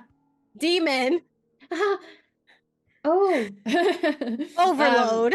Yeah, so she's gonna toss you. It's gonna be a cool little cinematic slow-mo mode Yeah. where she's gonna toss you this thing and like go and sprint to the other side, maybe do her own little forward roll inspired Yeah, by they'll just Oriana. kind of like Yeah. And look to sync up together. So I'm gonna have you roll to cast. I'm gonna allow you to add +2 for Misha here, but also I'm gonna give you a +2 because you're holding one of these things that could sort of channel some of the electricity. Please don't fail me now. So +2. That's third. Oh, I did it. So You that's a did it. total is gonna be of 17. Yep. And yeah, they're 19 just got actually because it's 19. yeah. So they're gonna fork, kind of like a fork attack with Misha, like a catch. This strategy has gotten greater since he became a gay warden. Yeah. I mean Grey Warden. And he's just gonna go in with Misha and like kind of fork attack and try to help overload this thing with shock, and try to center it. It is an AoE, but try to concentrate it as much as possible into this one creature. Yeah. So what this is opening up for everybody else that's coming now in your turns is you will see that it's essentially creating this, it's almost like a lightning cage, and you see almost like rising up out of it is the body of the demon that has been encased in this thing. The space is going to fill with just, you know, strays of lightning. I'm going to allow each of the three of you to target either the mechanical body to try and slow down, debilitate, remove, whatever, the structure, which is still moving, or the spirit up top. Both are going to be just as effective. Both will do different types of harm to you if you feel like. So just to kind of set that scene up. But it's looking cool. There is, however, a lot of panicked and worried noises from the various people who are in the cells because naturally it'd be weird if they weren't. Right? Okay. Something very bad, not Yeah. good happened to me. I think I'm gonna go with a good slash of that axe to the chest. Yeah. Because he is trying to get in close, and he is not a hand-to-hand combat fighter experience like his friends. But even I think that's the first thing that happens is he takes that slash, but he's powering through that. Yeah. To try and get this thing to open up, and then it does the big reveal of the spirit slash demon. Okay. Very good. And yeah. You know, something that ultimately is moving us towards end of this encounter, and maybe something bad that happens as a result of it. Yeah. So I'm thinking that an unfortunate side effect of this thing being like like having so much extra energy coursing through it right now is like, unfortunately the axe is going even faster now. And I think Kana's like just like kind of running in to try to block for Phelan again, because I didn't bother to mention that I would be taking damage because I think he ran out of my range of being able to Yeah. He would do have this because I maneuver. think he's going straight into the. Yeah, the so I thing. think Kana's like running up and just trying to like dive in to grab between the axe and Phelan, and I think Yeah. what the like attempt here is I think like I'm gonna try to do like a might roll with my Okay. shield to just knock its momentum so far off that like maybe I can like angle it up and like knock the whole thing off balance Sure. just from how much momentum is. Yeah. Like I can't stop this thing, it's going way too fast, but I can like arc it up maybe. Okay. Incredible. Yes. I'm gonna use my new might focus. Oh, it's new. Could Hell Oh, give a yeah. laughing out. bonus because I'm Hell on its yeah. leg. Yeah, I'd allow that. There's some limits to its leg mobility, so I'll let you add a +2 on top of that as well. So you've got your new might focus, and also your pill bug is pill bugging. Pill bug actually pill bugged. Holy shit! 24! Holy shit, bro. Dude, yeah, it's very effective. You are gonna knock this thing. So, ultimately, the end result of this is that it is going to clatter to the ground. It's not yet on the ground yet, which leaves Oriana has to like have your own elements into this. It becomes almost more dangerous the more unpredictable it is on the way down, but it's clearly on the way down. Yeah, you knock this the fuck up, Kana. What happens to you as a result? I think this incredibly successful maneuver hurts like a motherfucker. Because all of that change in angular momentum is just My dude, there's so much in lightning here, and you're wearing plate mail. in my body. I think it's just like a confluence of things Yeah. like in that moment of impact, like all of this goes into my shoulder Yeah. and I get shocked by lightning at the same time and cannot just like and like I think like it's a good thing this isn't round 3. I don't think that she gets knocked unconscious fully, but I Sure. think she's pretty dazed. I think Yeah. she's like on the ground, Uh-huh. like collecting her thoughts. A little bit of smoke And coming up from parts of you, yeah. Thoughts and prayers. With thoughts and she, prayers. like skids into the wall, the outer wall of the room. Yeah. Amazing. Oriana. Something incredibly cool you do that is helping facilitate the end of this, and also something that happens to you as a result. Yes. You haven't really described what the spirit sounds like, but I'm going to assume it's not metal. So Sounds but I mean, it sounds metal as fuck, but no, you know. the demon thing. So the demon that is rising up out of it isn't necessarily metal itself. It was trapped in the metal. It's starting to emerge out. It is looking, there's elements of it that almost has Pride Demon, especially given the lightning that's going on, but like a more spindly, elongated version of it. Now, is that just because it's trying to emerge out of something that is more narrow? Hard to tell, and I don't know if you know enough about the demons to judge that, but that's kind of the vibes. You can see the sort of like raised ridges and perhaps a few eyes, and it has that dark purple indigo kind of coloration to it as it's emerging, but it's definitely something that is a spirit rather than something physical like the metal. Darn. Okay. Did you want it to be metal? I mean, it's no. yeah. Oriana's gonna be super happy it was not metal, and so she could fucking stab something. You can definitely still try to stab this. Yeah, this is something that's stabbable up top. Yeah. Okay, if it's stabbable and it looks like meat. We did fight some spirits before, and you were able to stop them. Okay. I think y'all kind of actually hear like a fucking fightily, like as Oriana is going to untangle, because assuming in my head canon Oriana has like just been fighting against a knee joint basically, like blocking it out, and with the eruption of something that isn't electric and or just metal, you see Oriana how she scurried before along like the forest floor, kind of does the same thing except up a little bit, not up enough to be, you know, in the spinning blade unfortunate mess above me. Um, but any part, like I'm going to say she sees like a little bit of the spirit kind of going out underneath like the waist part. And so this is very stupid. Oriana is going to shimmy up a little bit, and essentially, as Kana has put it off kilter and its rotation is now, I'll say, a little bit more vertical in my mind. Yes, it is. Yeah. Oriana's going to grab and start pulling her weight, whatever bird bone, you know, weight she can put to it. And while it's going down, is just stabbing anything she can actually hit. So Nice. any of like those eyes that are popping out or any kind of physical manifestation is just going stabbing it over and over again. Incredible. And I'm trying to help take it down. Yeah. Roll to attack, and then we'll see. Yeah. Basically, like, no, bad idea. You should probably stay in there. Stupid. Crawling up the big dangerous metal things as it's moving is definitely going to be, or your dagger being a lightning rod. There's a few options here for something. Yeah, dagger. That's bad happening to you. Yeah. I did bad. No. Oh no. I did bad, y'all. Yeah. Oh. I mean, it's still a bunch of lightning. I think, yeah. It's still bad.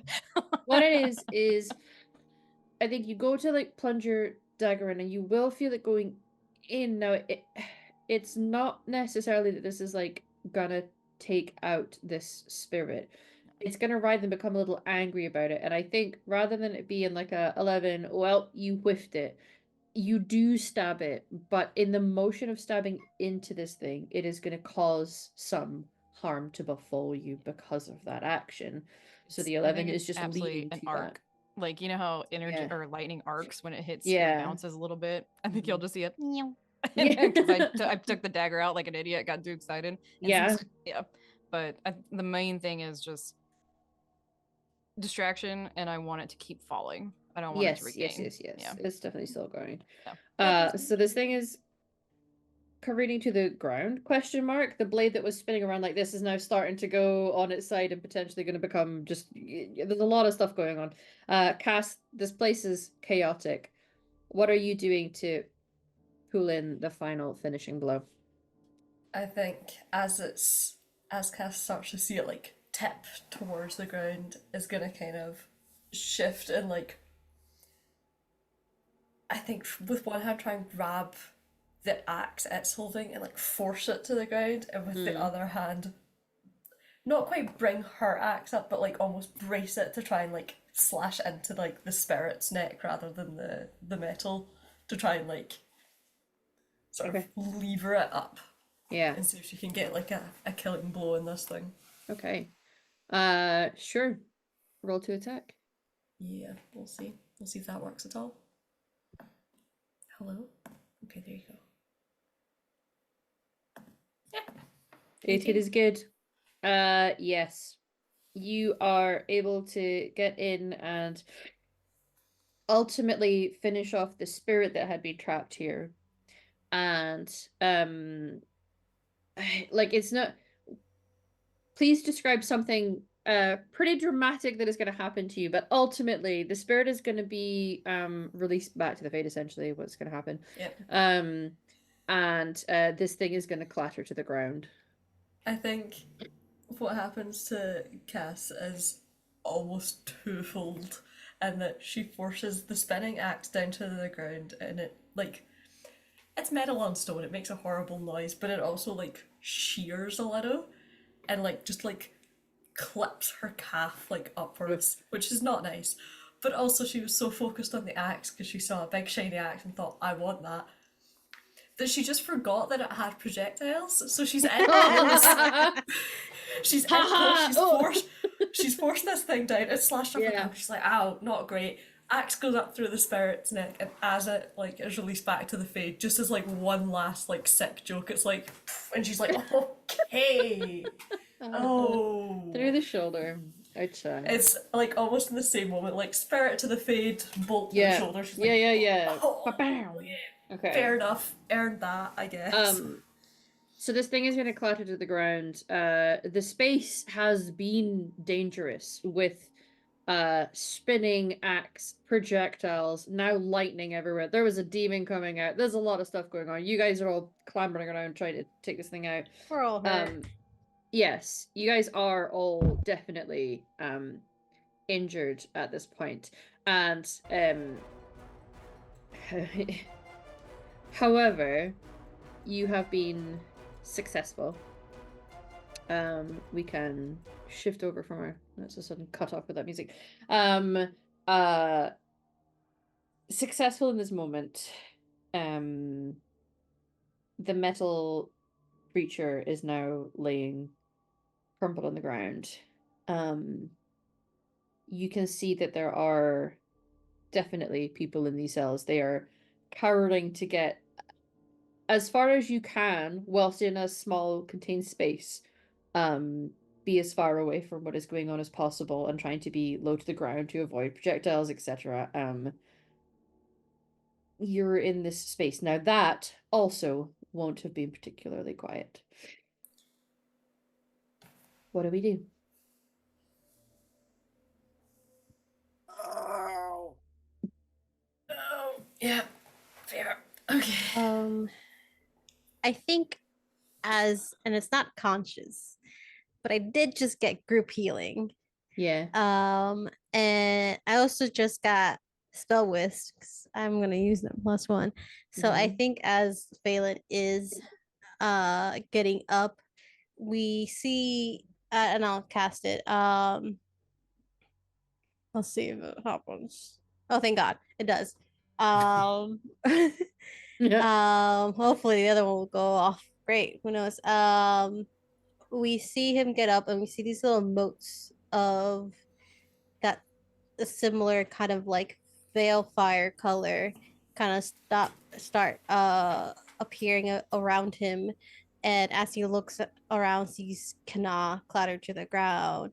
Kaz has been cut and impaled by these projectiles. Oriana's hands are messed up and they have been hurt, and Misha's has been taking all these damage. And I think there is just almost like a wave of magic that comes out of him as he'll cast group heal unknowingly almost. We'll see. Oh, thank God. 4 stun points, baby. Hell yeah. And I'm gonna spend the extra because group heal, I can heal double my magic rating, so that's up to 8 people. So if there's a few people that are hurt also in the cages, so you guys feel it.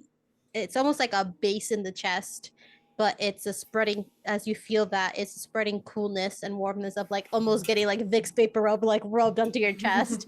But you feel those wounds closing. And healing and almost like a bit of that tiredness that you're feeling from having to go through is kind of lifted off of you. Absolutely. And yeah, you're able to kind of extend it out. And I would say in this first instance, obviously it is able to heal for other people, but I'll extend that out just to the general people here because your spirit had been so concerned by the despair it was feeling down here that it is sort of like pushing that out from its intention as well as yours. So yeah, you guys are able to feel at least it's not going to be everything, but any open wounds, the surface of it will heal to prevent bleeding. You'll start to feel some recovery or repair to any bones that might have been damaged. So like I say, it's not that suddenly you are back to full, back to normal, but it'd be a big difference, especially after a fight like that. Just this energy emanating from Phelan, and it'll be the first time that you guys have ever felt something like that or seen that sort of effect from him. There's maybe even a slight visual effect, Phelan, with this sort of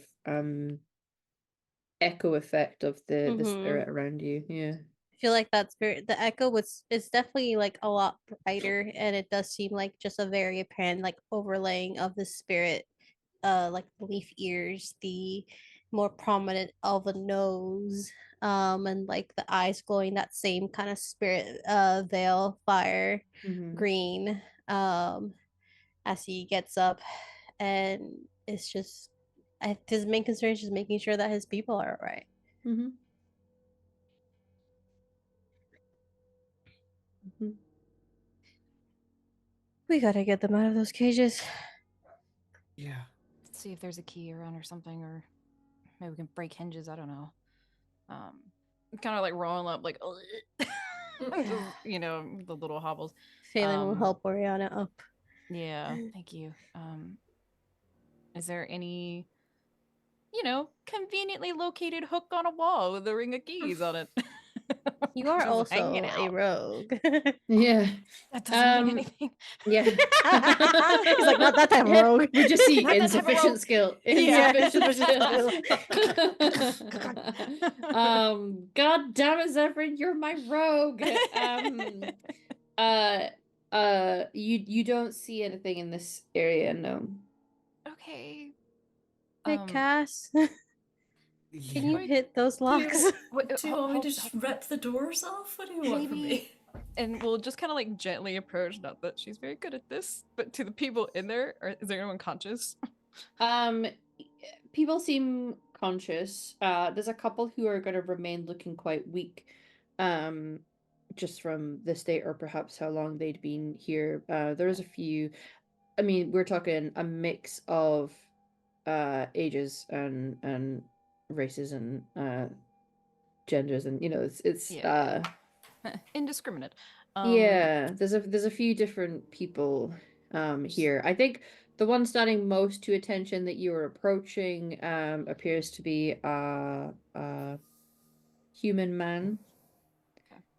Who's like stood up at this point and is like very interested in who the fuck you are.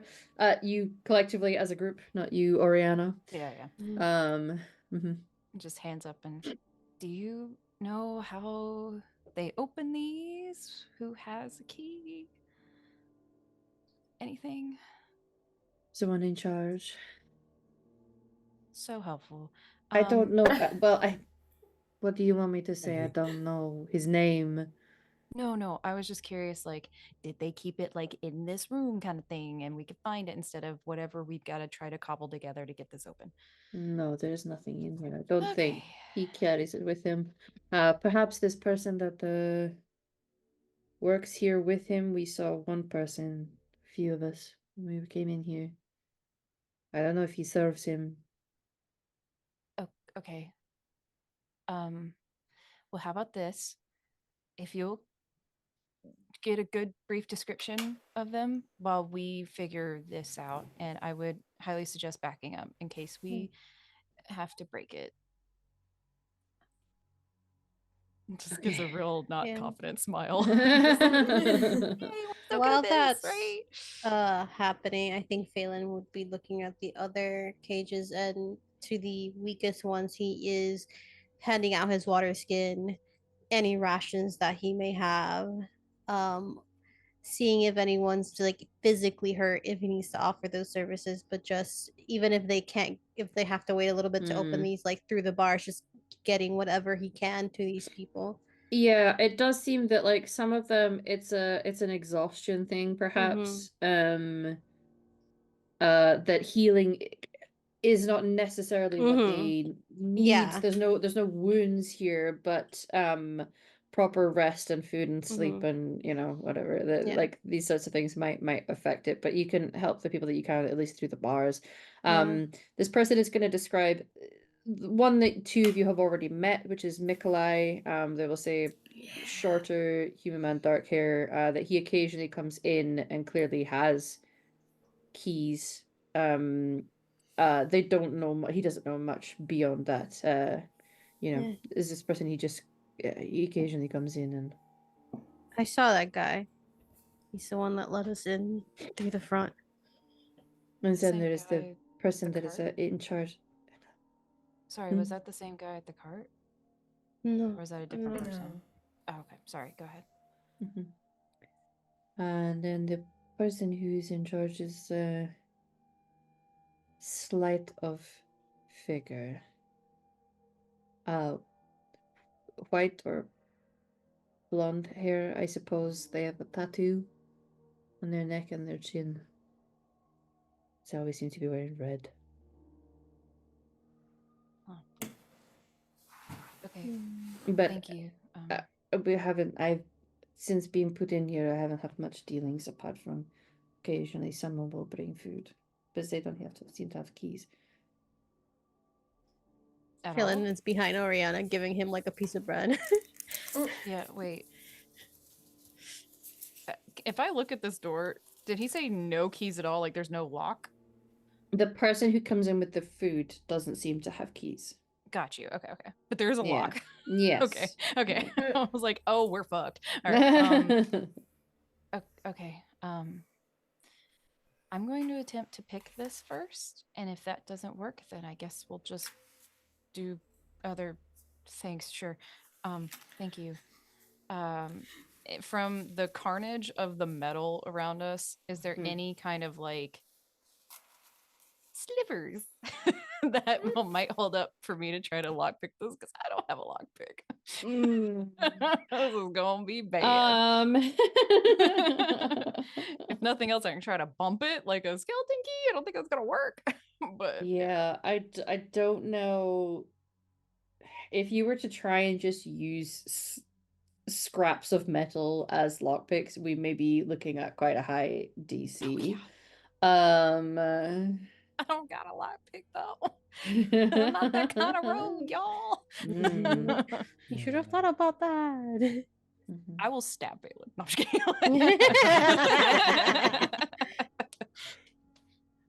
Yeah. So I mean, because the thing is, I'm assuming my knives are too big. Yeah, they're not going to be helpful. I'll attempt it. And just as I'm kind of like digging through whatever the hell is on the ground here and just kind of looking at Canal, just if this doesn't work, maybe you can go for the hinges. I don't know. You're smarter than me. All right. And yeah. Okay. I'm gonna ask. It's dexterity is sleight of hand, or legerdemain. No, there's lockpick. Lockpicking is its own focus. DC is gonna be 18, and I think at this point you guys are gonna become aware that ultimately there isn't another threat down here that isn't necessarily a metal mechanism. You guys have made a lot of noise and are very clearly kind of trying to come in and Which direction is it steal coming some from? Is it slaves. like coming down the stairs where we came, or is it? Yeah, okay. You were Cass is told that gonna- ultimately the bad person is down here as well, just maybe in a Yeah. slightly different area. But if you guys are making a big ruckus, there's alarms going off, and the mechanism in the area where these people are is going off. Yeah. Yeah. Ultimately, the main threat of the household has not been eliminated. So Yeah. Cass will position herself towards the noise as sort of first line of defense. Cool. Phelan will quickly ask this man, "Do you know what they were keeping you down here for?" I'm just gonna let Oriana resolve the roll. Oh, I'm so first. sorry. I I'm didn't honestly realize. debating. Like, I think literally, like, she's on her knee, has got the metal, and kind of had the same face I did. Just turns to y'all like, "Are they safer in here while we deal with the other stuff?" I was wondering that too. Might as well just knock the key out of this guy. Keep them in where they're protected. I feel bad because I kind of like gave him hope. Uh-huh. Like, it literally has like. Sure. I think we'll just look at the guy and be like, "Do you prefer to just stay here for a minute?" I know. I'm also a little afraid this is gonna blow up in my face. Fair. And Phelan, what was it you were gonna ask? Do you know what they were keeping you down here for?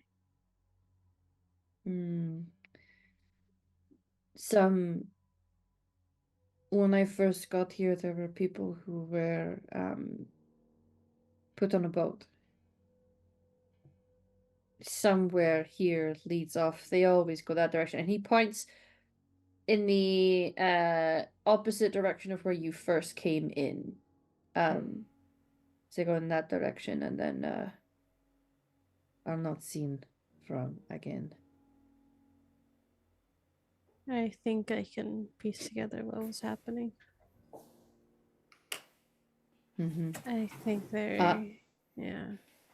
Look, no offense. I mean, yes, if there is going to be more danger, then maybe I am safer in here. We are all safer in here. But in case you all die, I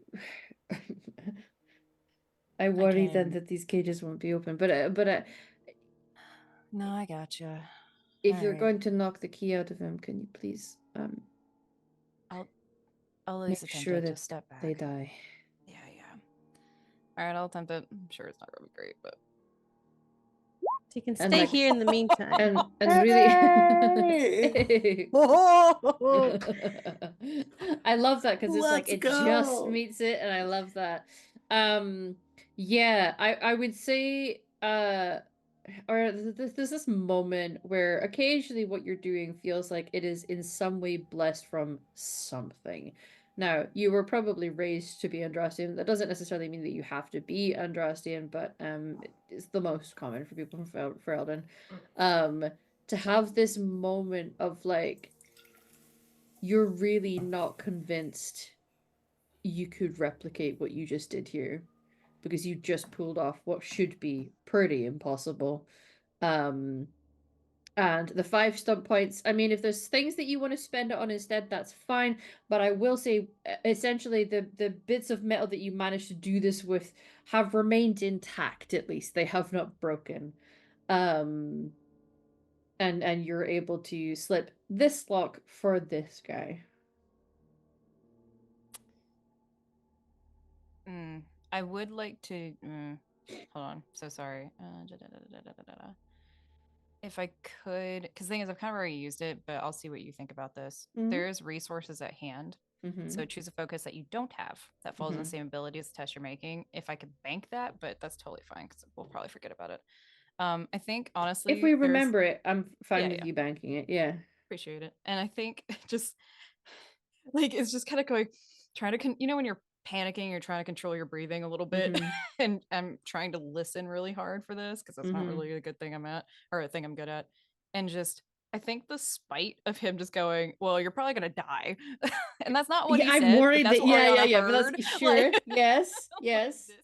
She's an older teenager. She can be petulant if she wants. Yeah, like, bruh, I'm trying to save your... Anyway, and just that last little like goes and just and looks at him and tries not to be like, bitch. Sure. And just, like, opens the door a little bit. I love that when you do it, it's that moment of like, I'm a real rogue. I did it! I did the rogue thing. And just, kind of looks at the improvised lockpick set, goes, okay, just and puts it away. And just kind of looks at her stronger friends, just be like, can y'all help? Because I'm assuming this is giant iron gate, like it's a heavy thing, and just voila. That was incredible. Yeah, no, me too. I mean, yep, I did great. So there are boats, and I'm gonna describe to him what I assume might be where he pointed, and just be like, look, this, I don't know if this will help you. I don't know if you can escape this way or what you've got planned. This is what I saw, and blah blah, this is what it looks like. Yeah. Okay. So we've liberated one person, but sometimes all you need to liberate one, because then they can figure out saving the others. Okay. Incredible. The rest of you have watched that. There's a couple things here, because like, y'all saw Phelan suddenly light up with magic you've never seen him do before, and he was able to heal all of you at the same time, by the way, which is pretty incredible. That's not happened before. And now Oriana has been able to lockpick something and has upgraded herself to an actual rogue, a legitimate rogue. I didn't meld in the shadow. No, I'm just kidding. Yeah. Bye. And now we have a quandary. Could just keep doing this and hope to just slip out.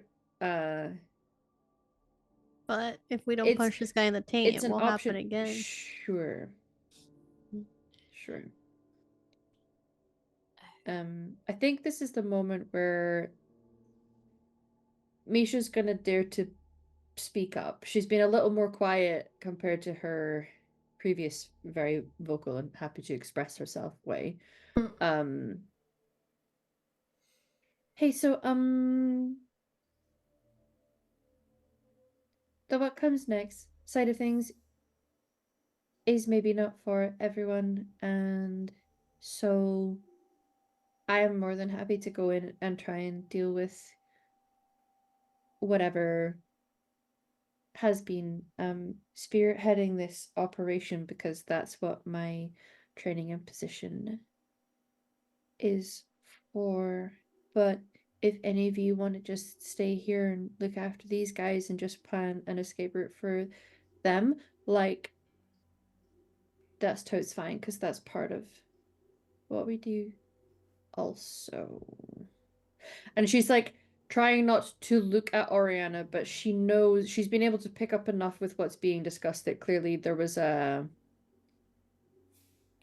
discomfort from Oriana at the thought of going gung-ho and going in and killing things, you know. So she's not necessarily been privy to the full conversation that you've had about these things, but there's been enough hints when it's been the group and having these discussions that she understands that there's maybe not a comfort level with this, hence bringing it up.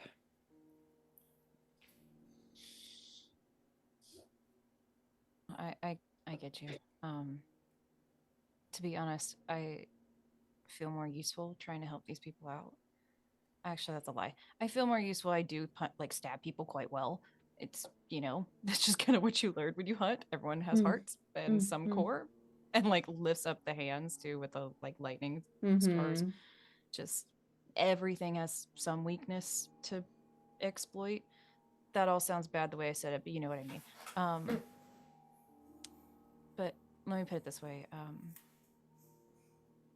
I can be more useful here, I think.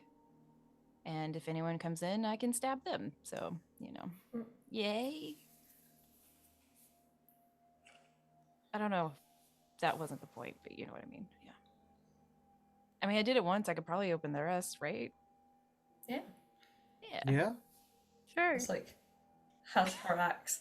Cass has put her axe on her back and has picked up the other axe and is like, gonna try this. Yeah. It's like you've, because you've benched horses before, right? So yeah. We've established that you have the capability of being very strong. Getting the balance on how to fight, if you're gonna have to train with this one to really get good with it. But you absolutely can take it with you. Absolutely. She's just got two two-handed axes crossed over her back. This one, for a normal sized person, maybe closer to a four-hander, but yeah. I was like, Tamisha is like, I'll come get this guy. Obviously, this is what we do. Yeah. And then looks at the others and is like, if anyone wants to come with, please do. If you want to do this, and like gestures at all the locked cages and is like, also great. That would be helpful. I'm not good at finesse holding both axes. I mean, you are good at finesse, but when you're carving people with your axe, you're good at finesse. Yeah. Different type. Yeah. I mean, honestly, I'll be fine. I can hide if I need to. Like, don't worry about that. I think I need to come just so that someone can hold the door open for Cass and her axes. It is gonna be hard to maneuver. It'll be fine. But in all seriousness, though, and it's like looking around the room and just like taking in the sight of these people, and it's just like, I want to come with you. There's definitely an element where, while you guys weren't kept in a cage, you were packed up into crates. The intention was to sell you for slaves as well. So there's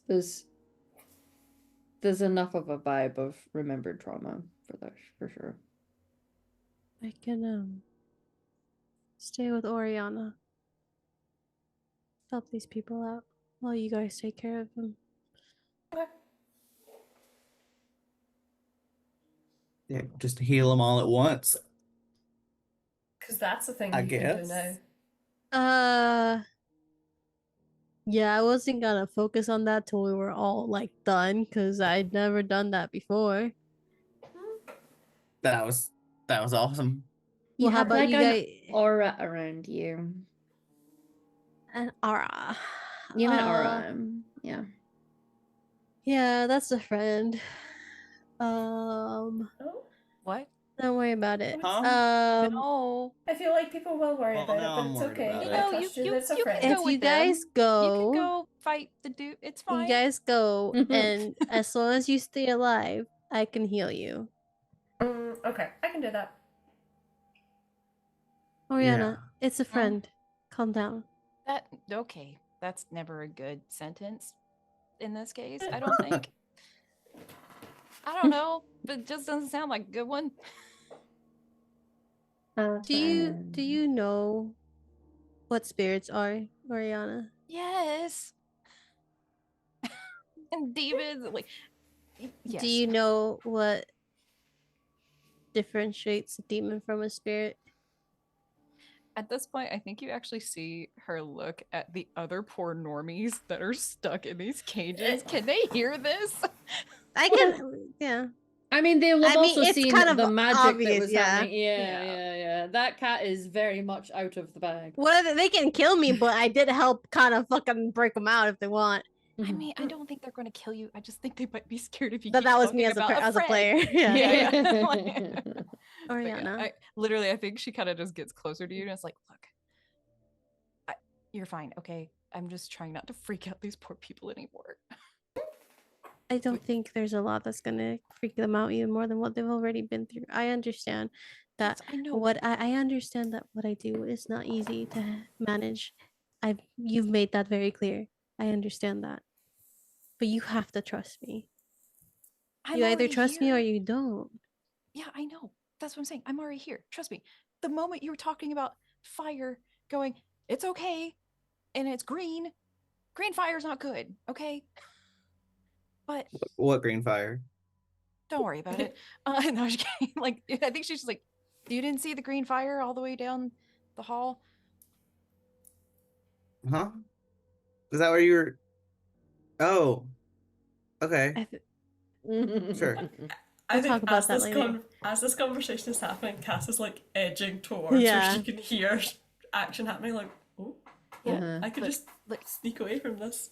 Guys, Not the we time, gotta go, okay? or You guys can Cass go. is You guys can go. Go get the cages combust. open. We'll see if there's boats, maybe. I don't even know how we're going to get these people out of here. My point is, let's just We'll figure get it them out. out quick and don't tell them about friends that we can't see and, you know, things that might even freak them out more, okay? Sure. When you say things that won't freak them out anymore, you'll just see a bent over Misha stand up, and she's rested out whatever gem thing was inside of this really big one and just stands up with it and goes And I think love even just her. the She's silent hand just perfect. goes. Just, Sure, Also- Oriana. I'll keep things hidden for now. I'm gonna stick it up his butt, she says as just she go walks fight towards the the door. mage. Like, I'm going to you know help that's these not people. what I meant. Yeah. Sure. We'll talk about it later. All right, kids, you two stay safe. Yeah, sure. Don't fight.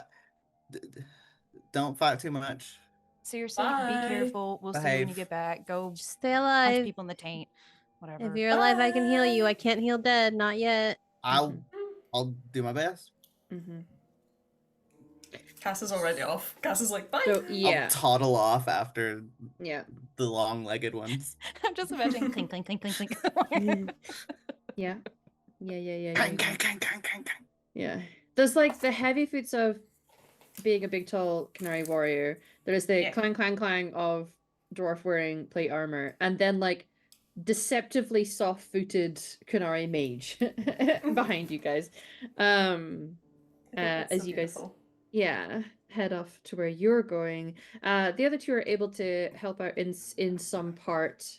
Phelan, you would be able to like divvy up whatever rations you might Mhm. have in a bag to people, sharing out water skins, just for anybody who's maybe suffering with particularly bad Yeah. dehydration. And then Oriana, you could start to make your way around some of the others. I'll If get you to possible. roll. Well, that if I can, but also if possible, this other outlet that he was talking about. Yeah. Can I just scout it real quick? Yeah. Yeah. You will start to move down. There's clearly like an archway rather than a doorway at this point.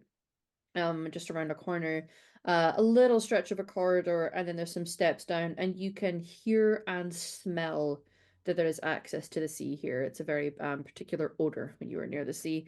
One that I particularly love. Some people don't vibe with it, but you can tell that this is clearly leading out to probably that small inlet that you saw from above.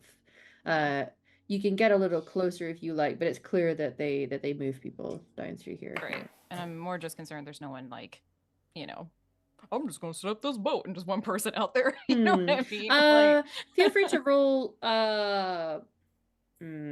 it's probably straight perception because it's more Sure. searching really. I have searching. Oh, I meant see, but we can do That's do fine. I can searching. It's fine. No, it's fine. I'll do perception. I Ooh, said searching because I saw the 18. word searching. This I is know, how I tired do my that all the brain is. time. Listen.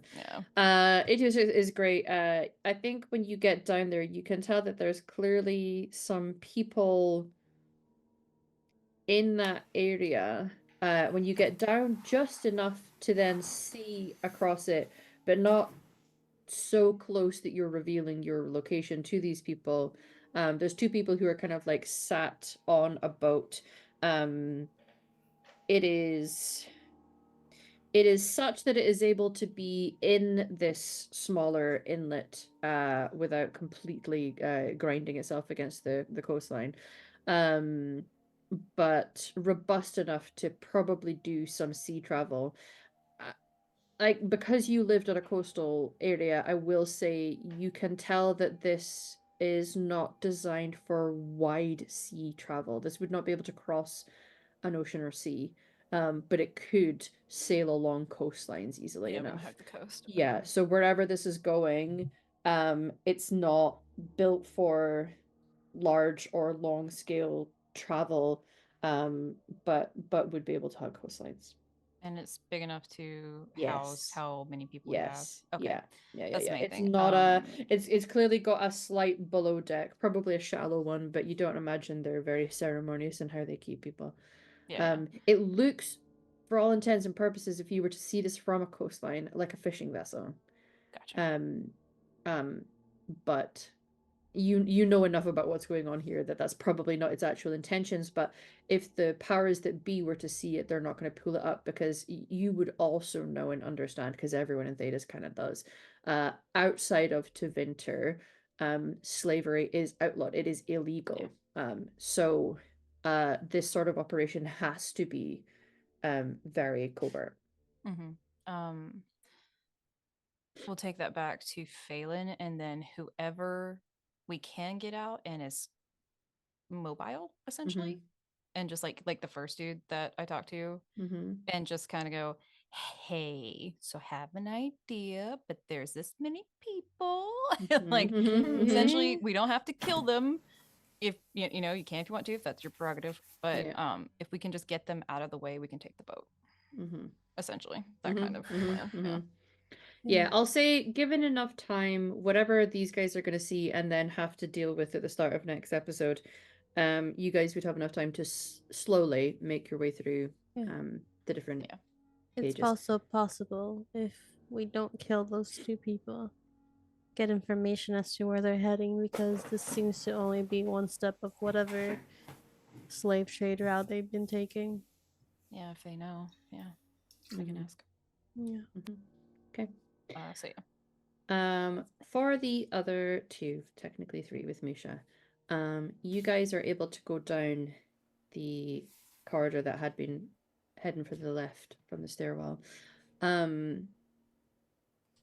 one area you can see that you're passing a small, possibly a study.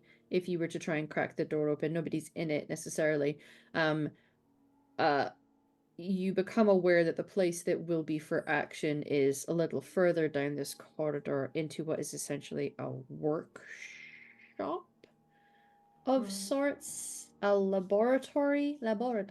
Uh, as you approach the door, and I'm gonna say that like you enter into it enough that it's clear that we will be rolling initiative when we come back, but give you the opportunity to make some kind of decision about your approach, uh, in terms of if you fan out or went quiet or did something to prepare. But just to paint a little picture, you see this space open up, and it's clearly a well-furnished laboratory slash workshop. You can see parts of these mechanical creatures. You become aware of this person stood in the middle. Although they're not necessarily super tall in height, they feel tall in presence. They have long red robes with some black accenting. There is you can't necessarily see that neck and chin, like the throat and chin tattoo, but you can see the white hair cascading down over the shoulders as this person is moving their hands in a very intentional motion. There is suspended up and in a sort of metal harness of sorts another of these creatures. It looks a bit closer to the one that you encountered in the cells rather than those that are upstairs. Misha's gonna feel on edge because you can see that there is what looks like some kind of magical circle on the ground, and within it you can see this trapped demon. There's like an energy force around it, and it is hunched over. And it looks like it's slowly, it's hard to judge that it's breathing necessarily, but that motion in its hunched state in this cage. And following the lines of these hand motions, you are seeing in the air streams of blood creating this sort of circle and sigils in the air around this metal contraption. It is clear that another one is potentially being created. You are seeing a creation process here. And you are also seeing where the blood is coming from. And I think at first, you're gonna have this sinking dread of like, oh God, is there like people that this person is using for the experiment, which is quite common when you deal with blood mages or when you hear horror stories of blood mages, that there are people who are sacrificed and their blood is used to fuel the magic. But you see instead chained up in the corner, not fully grown to have a full set of all of its limbs and appendages. So juvenile, there is a dragon. So it's small enough to be contained down here. Not so small that it is like wormling sized, but you know. And seeing it trapped and chained in this way, I think both Misha and Cass, there's just this instinctual, like in the blood problem that Kunari are gonna have at seeing a regal creature like a dragon, with how connected your people feel to dragons. You were raised to feel that, even if you've started to come away from the culture.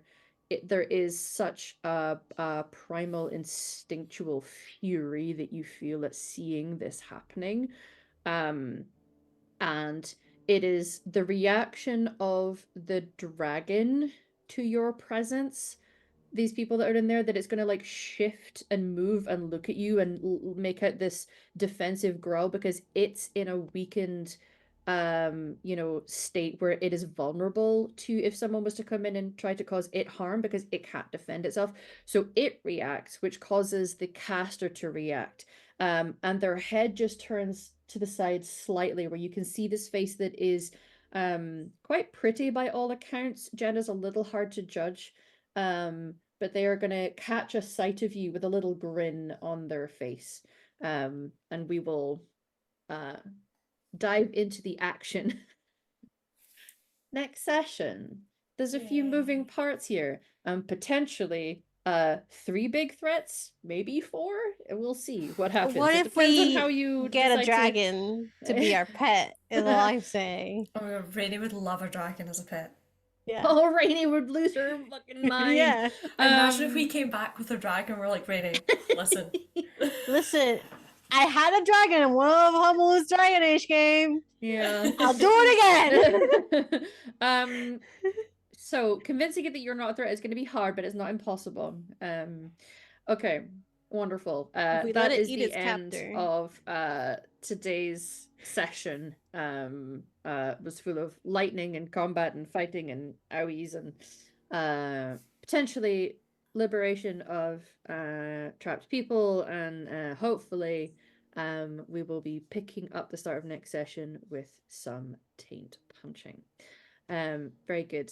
Thank you very much for joining us for the session, everybody. We're going to have 2 more episodes after this. Next week is the penultimate episode, so do please join us for that. I will let my crew do their little outros to let you know who they are, where you can find them on the internet, and I will go last. Hi there. I'm Emily. You can find me on the internet, Emily Bard 20 on various places and things. Yeah, that was quick. Hi everyone, my name is Satan, or else a vamp on the internet. And I'm here for mini games. Also gonna be on Valdrian's channel for some other games.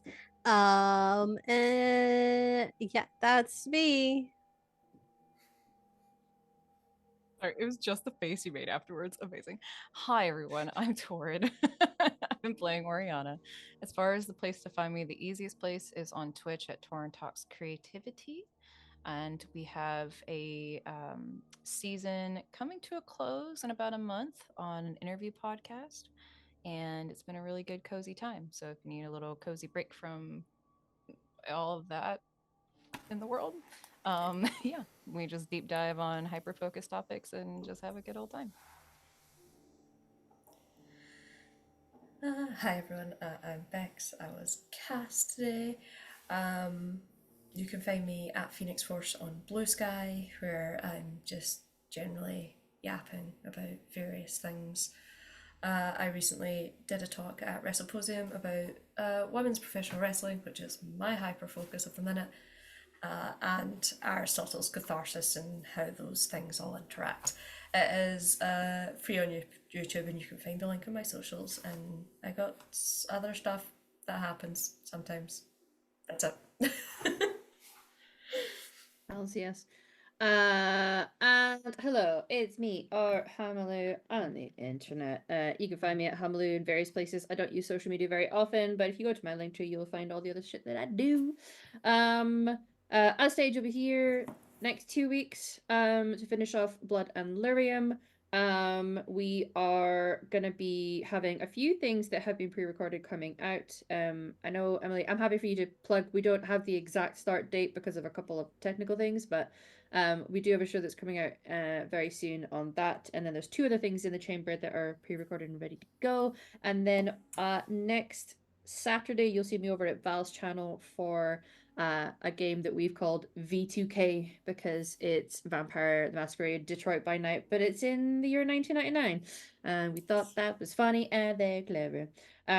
So yes, you will see me doing vampire things over there next Saturday. But Emily, do you want to talk a little bit about that one? And then we do have our date on the 8th of June to start Project Solar. So it's 2 things of yours that I will allow you to plug because that has confirmed dates. Yeah. No wonder my outro felt so quick. So yeah, Project Solar confirmed starting in June. Season 2 it's a cyberpunk game, so lots of hey, fascism and corporate bullshit got so bad that the world is terrible and the sky is red and everything sucks. Um, a lot of stuff happened in season one. We ended off with the secret police destroying, like sending an atomic bomb at a good thing that might help make the world better. So that couldn't be allowed to not get literally nuked. So we're quite literally coming into season two dealing with some fallout. Yeah. That will be very, very, very fun to see, and I am very excited to reveal more secrets and see what happens. That's my ACAB game. My other game, the Heartforged Siege, coming out on Saturdays. Maybe this Saturday, maybe not this Saturday. We will see. But on Saturdays, it is a 4-part series. It has been pre-recorded. It is Dungeons and Dragons, 5th edition with a little probably mixed in of 2024 D&D. Yeah, this ancient dwarven capital, this bastion of civilization comes under siege by some forces that wish to overthrow civilization and take control of some very powerful divine forces. And we get into some stuff that's like at the very heart of the lore of my homebrew world. And it goes places that I was not prepared for when I started planning and recording the session. Partially just because I let my sister be in the game and she's too creative of a spellcaster, and I had to yes and effectively, and wow, did it go places. So I'm very excited about both of those things. Yeah. Yes. Incredible. So yeah, keep an eye out for those 2 things. And we have 2 other things, like I say, that are recorded. They'll be lined up soon. But that is us for now. I do not believe, because I couldn't see anyone obvious to raise. So we are just going to sign off, everybody. Please take care of yourselves, and we will see you here next week, everyone.